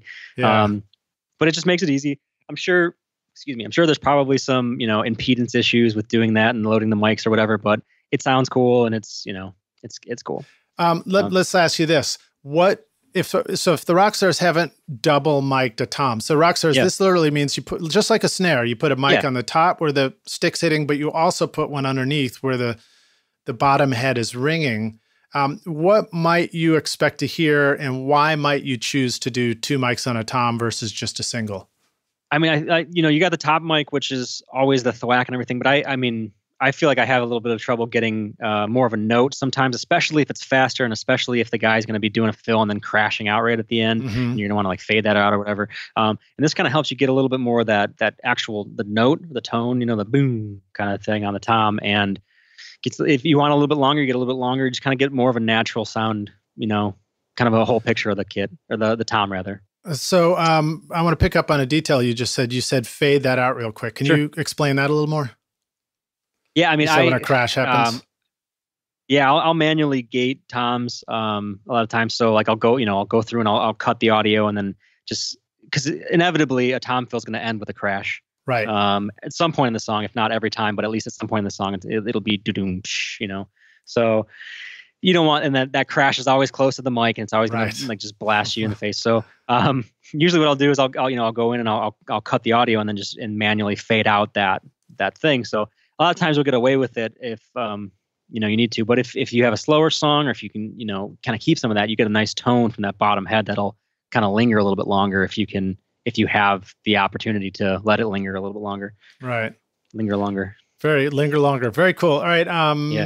And then, so one other thing, I made a comment about fast drums, and what I meant, Rockstars, is not fast tempo, but quick sounds. Like in this style of music you're doing, a fill has a lot of hits to it, and you go from one drum shell to another quickly, and so it's like, if it was a string part, it'd be the difference between staccato and legato, right? You can't do a bunch of legato notes really fast together. It just sounds like a mess. So they got to be more staccato. So it's for example, why you wouldn't have used the FET mic in front of the kick, because you don't need that kick sticking around long enough to step on the very next kick that happens. Yeah, it'll just get mushy, especially when he's playing, like triplet 64th notes or whatever. It's just really super fast technical stuff. So that kick drum can't be too long of a note. Otherwise it'll just turn to mush and you won't get any definition. It's tough. I mean, but the drummer is probably the most important part about all this stuff, is just having a drummer who can really, really do this stuff and be technical about it and, and deliver. So let's talk about some post-production on drums. Sure. Sometimes, you're recording Colin Miller live band soul thing. You really want feel. It's all about, got to get the performance. But sometimes you're producing records where, and I just went through this yesterday, where like, you really do need to be on the grid with your drums. It needs to have that. It's almost like if you feel a little too much human in the production later, it's going to throw you out of the hypnosis of a modern production, Yeah, right. So what are some ways that you like to be very controlling of the drums, whether it's I don't know if it's really pre-production at this point or if it's more just post-production. Sure. But talk a little bit about that. How do you like to really put things on the grid and produce drums that way? I mean, obviously, getting the best drummer you can. If I have control of that, I will hire a drummer that I know will deliver. And even then, if it's that kind of project, I'll still edit. I'll do beat detective and tighten up the drums. I like to get takes and then try to find like spots and takes that are really nice. If this fill is cool or whatever. So I don't love comping. I get a little it kind of glaze over a little bit when I'm doing it. Right. But I like to have the option sometimes. So maybe like 3 takes. I'm not one of those guys who like we're going to do 15 takes of this and then we're going to put it all together later. I'll get 2 or 3. Usually the first one is kind of figuring it out. Second one, we're going to address some things, and then the third one is kind of like on the track. Maybe we do a couple more, but it's just kind of like, especially if it's a hired gun drummer and he doesn't know the track as well, and we kind of third one's usually we got it by that point, or at least this is what we're going to do, and then we'll nail it on the next 2. And then, like I said, if I need to find a spot or find a fill or find a whatever, I'll grab it. And then still kind of use, all right, that whole take felt great. We'll just grab a few little spots, and then I'll go through and I'll beat detective. So quick question, you're in Pro Tools. When to beat detective and when to Elastic Audio in drum world? I never use Elastic Audio, so I'm always beat detective, especially when drums. I'll use Elastic Audio sometimes if somebody's like saying, if we've got like a pre-production demo and they're not really sure about the tempo yet, I'll load it in and kind of let that thing live in Elastic if we need to change the tempo. But I've never really gotten into editing drums with Elastic. It's always been beat detective. How would you describe to the rock stars the difference between beat detective and Elastic Audio? I mean, beat detective, you're snipping transients and moving those transients to their appropriate grid values. At Elastic Audio, I never really, I'm not even sure I've done it enough to be able to describe it. I think it's you're actually just kind of morphing the audio. Yeah. Right. Yeah. Whereas beat detective actually chops up all these actual audio clips into little chunks that you can move around. So the thing I like about beat detective and why I think I always love it for drum tightening is because, well, first of all, they gave it the name beat detective. I think they knew what they were doing when they called it that. But you're taking like an accurate recording of the drum set and you're keeping everything in phase and sounding very, very, real for each hit. And you're just moving the hit closer to the grid. But you do run into issues with beat detective. Maybe you can talk a little bit about the kind of challenges that one of the rock stars would run into if they're trying to learn more about beat detective. Like what's some stuff to look out for to get it right? Flams. I mean, if it's not necessarily like just like a drummer actually playing a flam, but them hitting a kick and a cymbal or kicking the hi-hat or kicking snare at the same time and they're not getting it right, then you got this weird, because then beat detective's not sure which one to grab or where your edit point's going to be, and you got to maybe go find another version of that same spot. And if you hit it right one time, you try to use, like that kind of stuff can be a pain. But I mean, if you get good at it, you can really kind of make things seamless. But there's a thing if, the hi-hat's slightly early, versus the kick, and then you have like this doubled hi-hat hit when you do your, when you fill your gaps and crossfade and everything, you got to go through and clean up some of that stuff. That can be annoying. Yeah. Obviously, the better the drummer, the easier the beat detective. I mean, some people are probably arguing why beat detective if you got a great drummer, but again, production stuff, song stuff, whatever you need to do to get where you need to go. But if you got a great drummer, you can beat detective pretty easily. One of the things that I know about flams, so if the drummer actually plays a flam, on a snare, for example, two sticks hitting one after the other quickly, I discovered that the second one often is the one that should line up to the beat. Right. So the first one anticipates it, but the second is like where the weight of that beat is. Yeah. And then also like when you're doing what you talked about, Jim, which is like, if you've got a 4 on the floor beat and you've got a kick and a snare landing together, there's not a whole lot you can do. You could try and pick a nice halfway, but depending on how you choose to mix it later, if you're trying to really highlight a point on the kick and on the snare, it's just not going to sound so good together. If you get a snap, like a snappy kick and a really nice snare, they're gonna just you're gonna totally hear that difference. I try if they hit one or two throughout the song, I try to grab those and keep them. Right. If it's that kind of thing, and be like, all right, I know I got this one, I can just pop it into these spots. But then you get into, if the cymbal decay is different underneath, or if it's like a open hi hat versus it's just there's so many things that it's deep stuff. Can cause that to be a thing. But I mean. That's what I was going to say too, Rockstars, is when you're doing that, you get it as close as you can. And then the next stage is go grab, if you can cut and paste a bar of, a 4 on the floor, just go find the one that really sounds good and try pasting that in where the ones don't sound so good and see what you get. Right. And especially if like you're saying, 4 on the floor, kind of be a dance thing, you can just use the same 4 bars or whatever if you got a good one. Right. You might need to. You might need a loop actually for the production. It happens. All right. So let's see. What else do I want to ask you about?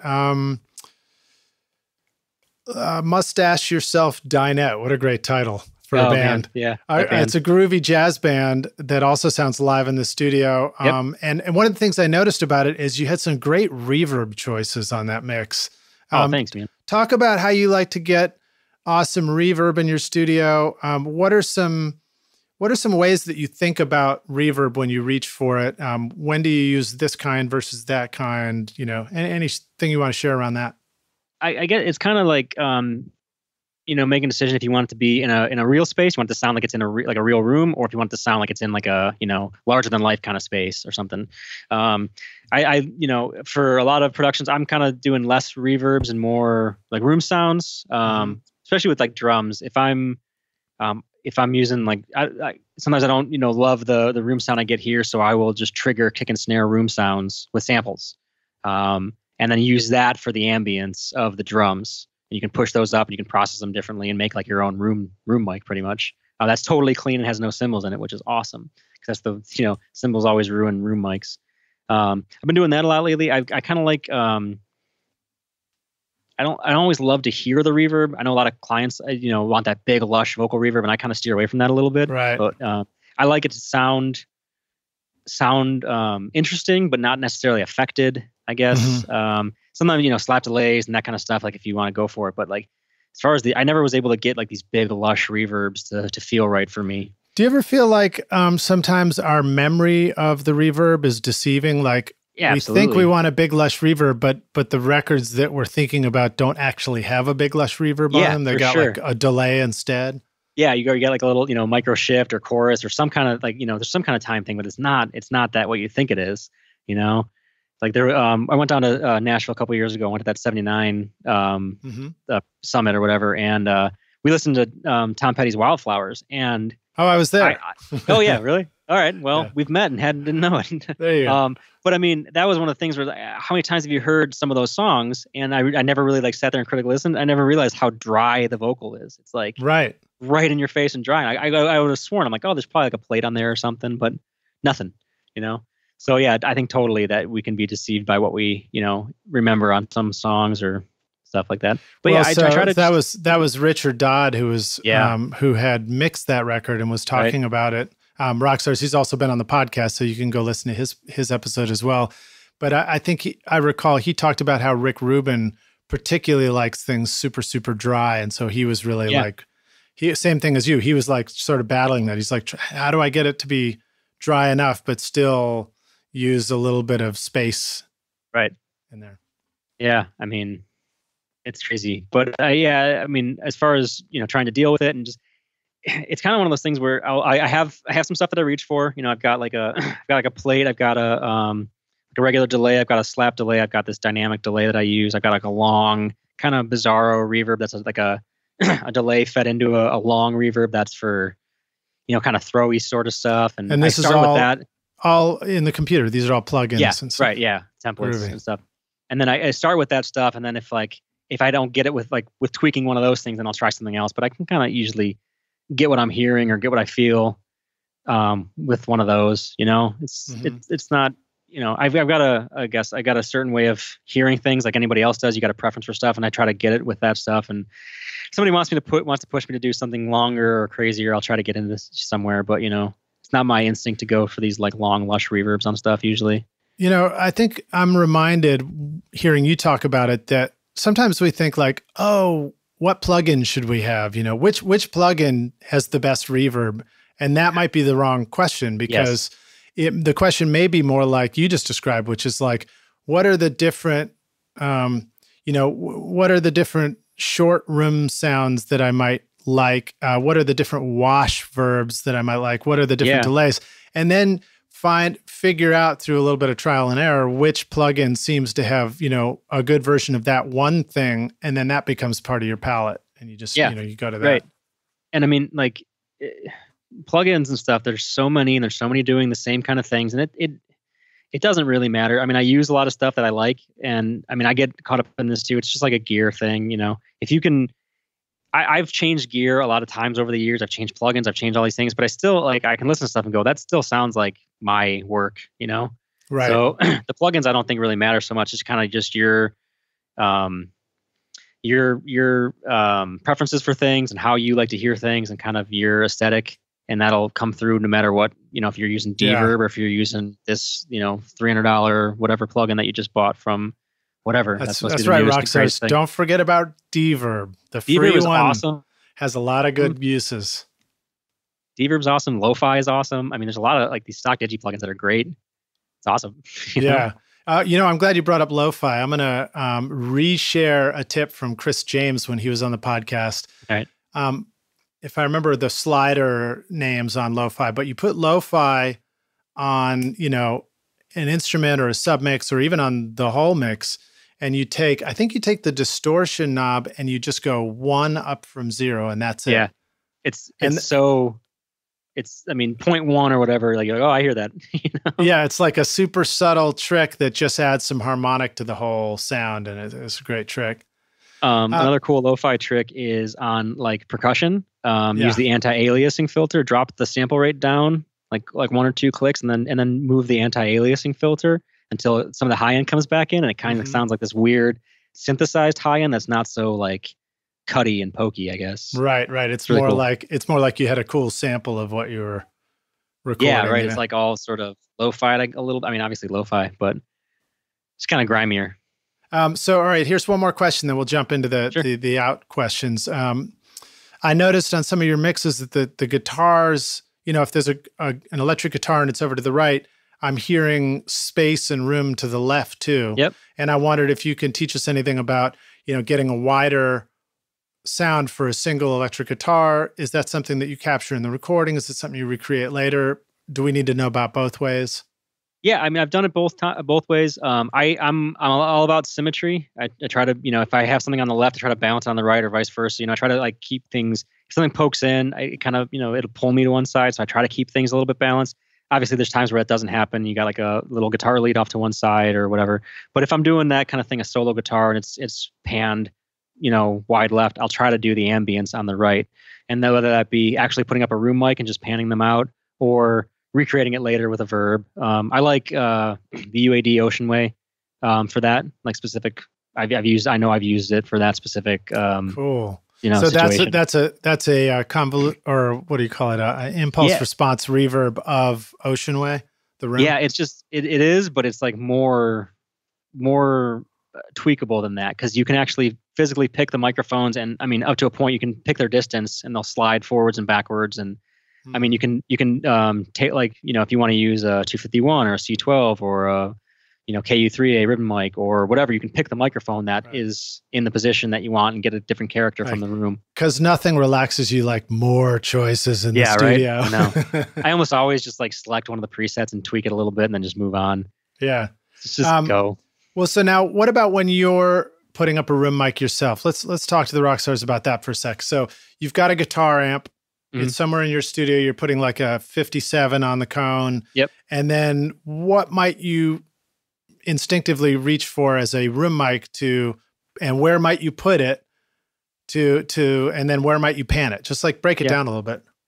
If it's like I guess it depends on the track too. So I like, I'll put like a 57 and a Royer on the cone, and then like a Coles maybe back in the room a little bit. And sometimes I'll make that as part of one sound, and like I have a little summing mixer and I'll blend them together. And print them to one track in Pro Tools. One track or stereo? One track. Yeah, one track. So one mono track for that setup. If I'm doing like a 57 Royer and then like a Coles, a mono Coles as like a room mic, that'll be one stereo or one mono sound. If I want to have like a more of like a guitar in a room ambient thing, then I'll put them on different tracks and have control of the ambience. And that'll sometimes be a mono coil, sometimes it'll be that stereo ribbon. Sometimes it, kind of depends on the track and what I'm looking for out of that thing. But yeah, it'll pan them out and kind of like so again, it's like a sort of a call and response where it makes your ear go if you hear the guitar on one side and then the ambience on the other. Kind of makes you feel like more in the space. Anything about treatment and compression? Would you compress the room mic too, or do you just leave it uncompressed? Usually the room mics get compressed almost always. I like compressing room mics. It kind of just helps bring up some of that ambience and that low level stuff. I don't typically compress direct electric guitars because they're so compressed coming out of the amp. But like having some compression on that room mic helps. Just keep that ambience. The tail lasts longer and all that stuff kind of comes up. But like if I'm doing a clean electric guitar, I might compress it a little bit with like an 1176 or something. And then the ribbon as a room mic means that it's sort of like a smoother, softer sound. Because I know sometimes the room mic can put in some aggressive mids that make you not like it. Right? Yeah, they'll be kind of brash and harsh. But ribbons on anything, I'll never pick a ribbon and then like be upset about it. I don't think. Like, oh man, I shouldn't have done that. But only when you feed phantom power to it. Yeah, right. Once I or put them in front of a kick drum like I've done before. They sound awesome until they blow up. But it definitely kind of mellows out that top end and keeps some of that harshness out of there, and then you get a little low end bump if you need it. All right, so tell the rock stars about some of your favorite ribbons that you have there that you use. I have a pair of Royer 101s, which is kind of like I don't want to say the budget version, but they're like the one below the 121.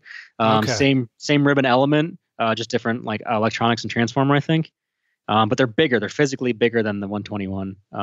But I mean, I think they sound great. So I'll do those on guitars a lot. I've done them on overheads, not my favorite, but I've done them on room mics. I think actually that Mustache Yourself. I'm pretty sure those were used. I use them on clarinet and I think the electric guitar amp. Cool. But yeah, I like those a lot. I've got a pair of Coles 4038s, which everyone knows about. Awesome. Probably my favorite overheads. Awesome on room mics. Awesome on guitars. I've done them on vocals. I've done them on horns. I've done them. They're good on just about anything. Do you want to remind the rock stars how we're supposed to treat and handle those microphones? Very carefully. I heard that the number one cause of ribbons breaking on the Coles, the actual ribbon cracking or snapping, is closing the case too quickly.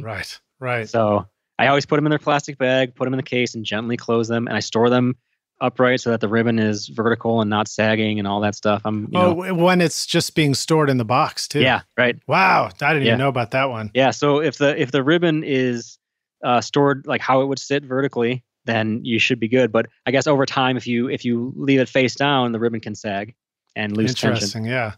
Yeah. Okay, good tips. And then the AE8 RD8.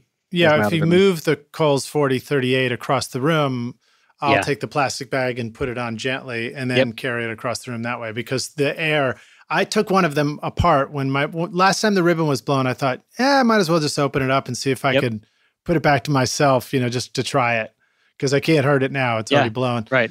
And I took it apart and then, I could see the ribbon there, and just lifting the mic slightly. Yeah. It like wafted through the air like a fine spider web. It's unbelievable, man. They're so tiny. Yeah, they're like micron. I mean, like point something microns thick or whatever. I bought one of mine on like Reverb, and it came and it was blown. And this was a whole thing. The guy definitely broke it, but I opened it up, same thing too. And like I had it plugged in, and I before I opened it up, I had it plugged in, and I moved it. I could hear the ribbon like go back and forth inside the magnet because it was out of tension and everything. They're so. Wow. Whenever I get a new intern, I'm like, look, I'm not just being weird. These are delicate. Just, be cool. Yeah. Just don't be cool and don't touch it. Yeah, right. Just go. Don't even look at it. No. All right, cool, man. Well, let's jump into some of our final questions here. Cool. When you started out in recording, man, what do you feel like was holding you back? Just kind of not really sure where I was headed, I guess. I knew that I wanted to do this. I knew that I wanted to make records, but I wasn't really sure like the path to take. And I debated going to a larger market or trying to make it here, and if I could get people to come to me or not.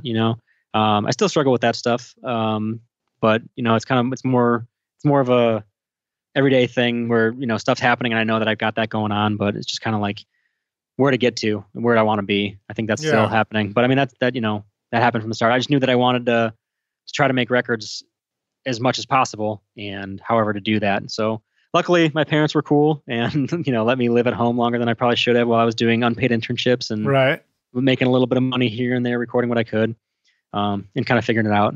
But yeah, just a reminder, you did oh, sorry, go ahead. No, go ahead. No. I was just going to say a reminder, you did the school thing. Yeah. And then you did the internship thing. Yeah. And then you got hired on at some place to learn how to do stuff. And initially you might have just been running a bunch of snake cables back and forth. And then you moved to the freelance where it's like, okay, I'm going to kind of do my own thing and go here and there and work with, I guess that would be a reflection of the opportunities coming up where like the artists themselves or the band just simply wants to work with you. So therefore you can start to go where you want to work.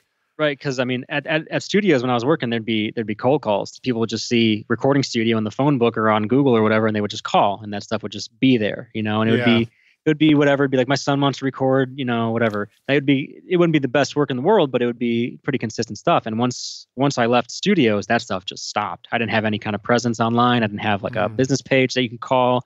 None of that stuff happened. There would be it would only be word of mouth, and it would only be like, oh, I heard that record that you did for this band. That's how it came up, Yeah. And then eventually you open your own studio. Yeah. And accidentally ran a business. Right. That's go what ahead. It is. It's just, tell us about that. Just trying, like it's basically just all stemmed from trying to make records and make a living however I could making records. And I always said when I first started out, that was the one thing I said was I never wanted to like own a studio. I never wanted to I would always work for other people. I'd have a little bit of gear, but somebody else would be holding that bag and I wouldn't have to worry about it. And here I am, just running a studio. Worrying about it. Yeah. Yeah. Right. Awesome. Well, how about some of the best advice you remember receiving?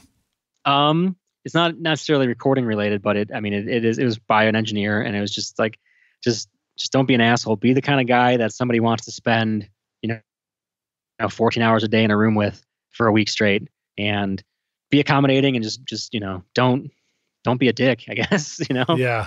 Like I've heard a lot of people say that. And I think that's really, especially in an industry like this, when you're working closely with people and kind of taking their personal stuff and having that, just don't be abrasive and, be accommodating and be somebody that you want us to spend 14 hours a day with.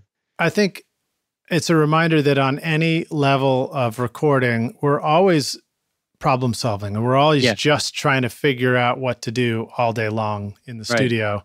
And so therefore, whether you're just learning or whether you've been doing it for, decades, you really do want to be somebody that other people want to hang out with all day long while you try and figure out how to do this thing that is this record today. Yeah, absolutely. I mean, a cool thing that I do, and I've done it actually since my first day as an intern. The Tri-C, they do this high school rock off every year. There's a bunch of high school bands and they come in and record. It's like a whole competition. It's like a battle of bands. And I've been recording those, the semifinalists for the past 10 years, at least 12 years. Oh man. And, like part of the cool thing is having, we do it at Tri-C in their studios and I get to show the students, they get to come and assist me on it. That's part of the thing. And like, they get to see that kind of stuff and, how to treat these young kids who aren't the best musicians in the world, but they're in a professional studio and they're going through the process and, you make them feel like they're, rock stars right there and they're doing the whole thing. And it's just kind of how you treat people, Yeah. So. All right. So now you've already shared a bunch, but would you like to share another recording tip, hack, or secret sauce, something the rock stars could use today on their next session? Yeah. Get a summing mixer, any kind of summing mixer, line mixer, whatever, and use it all the time when making decisions. So I've got a little summing mixer and I use it for, like I said, putting guitar tracks together. I use it for, if I put two mics on a snare drum, like if I do a dynamic and a condenser or whatever, I will print them to one track. I'll make a decision and put them together onto one track.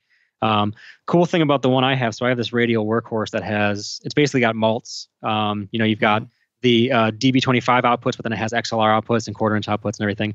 So I rigged up a little snake, and I can take, if I'm tracking drums, I can take my kicks and snares and go to Pro Tools like normal, but then I can also put those mics into my summing mixer, print them together, bust them to a compressor, and have like a parallel compressed kit mic while tracking. That's a big deal, man. That is that's a great tip, Rockstars. So, that's one of those things that you feel like it's a trade-off if you want to go from the world of having a full-blown console to the world of really relying on Pro Tools in your computer, because, in Pro Tools world, you can do a lot of cool tricks with routing things, but only after you've recorded it. Yeah, right. Once it's in. Because of latency and stuff like that.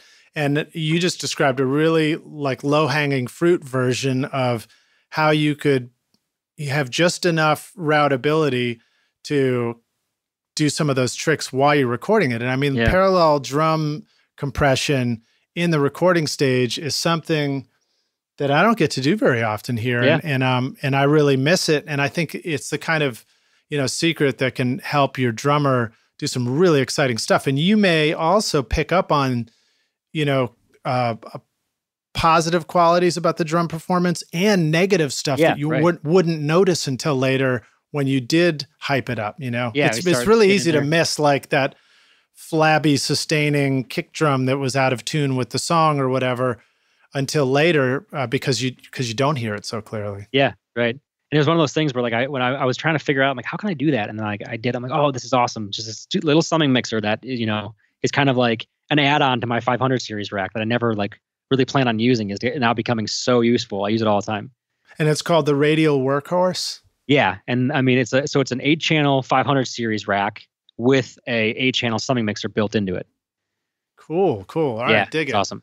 All right, and on an even lower scale, there may be some single DI style boxes out there that would let you route a few things together and do some of these tricks. Rockstars. I think even Radial makes a thing called like the blender or something. Like there's somebody that does that where it's basically like you put two into one. And it's got like a little wet dry control, and you can put two mics together. So if you wanted to, instead of sending your mix engineer a DI and 4 guitar tracks with 4 guitar mics, you can make a decision and put them together.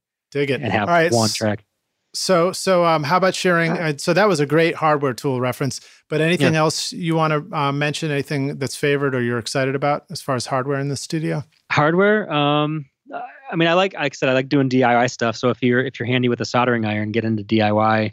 I've made 6 of the Cappy pre's, Jeff Steiger's API style pre's. So I've got 6 channels of those. I've got an 1176, the hairball kit I made, the Blue Stripe 1176. I've done a couple of those for other people. I've done a couple mic mods. It's really fun if you want to get into it. I mean, it's kind of like the Hackintosh thing where it's not like you just can't dive into it, but with a little bit of research and some patience, you can get some awesome gear for pretty cheap. Those Cappy pre's are like $215 a channel or something. Wow. Like that. And they probably sound awesome. They sound better than the current, API 512s, I think. Wow. All right. So, any tip you want to share with the rock stars about, managing to find that balance in your life where you're making records all day, but you're also like putting in that soldering time to build cool stuff for your studio? One thing I always felt like is, do you need a dedicated space for building stuff that sort of stays sacred while you're working on projects? Yeah, it's tough to set that stuff up and tear it down, set it up and have good lighting and just do it. And I've kind of struggled with that too, because I don't do it as much as I should, but having a little tech area is cool. So we got a little tech room in the back with, a desk and bins full of capacitors and resistors and stuff like that. Because there are 2 consoles here that the other guys maintain. So we have a great time to listen to podcasts, rock stars too. Yeah, for sure. I mean, absolutely. When you're sitting there soldering, you can listen, you can, and all of a sudden you're like, oh man, that was a 2-hour podcast and I just finished this op amp. It's awesome.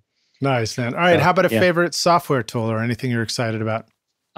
Soothe, that Oki sound, OE, whatever, however you say it. I don't know, but Soothe, I'm sure everyone's talked about it lately. It's kind of like the big thing, but it's like a de-harshness multi-band compressor thing. It just does a thing where it tucks in bad stuff and kind of smooths it out. All right, dig it. Actually, everybody's been talking about it so much that this is the first time I'm hearing of it. So I'm glad you brought it up, dude. Yeah. Good. Check it out. It's I can't remember the name of the company. It's like Oki Sound or something like that.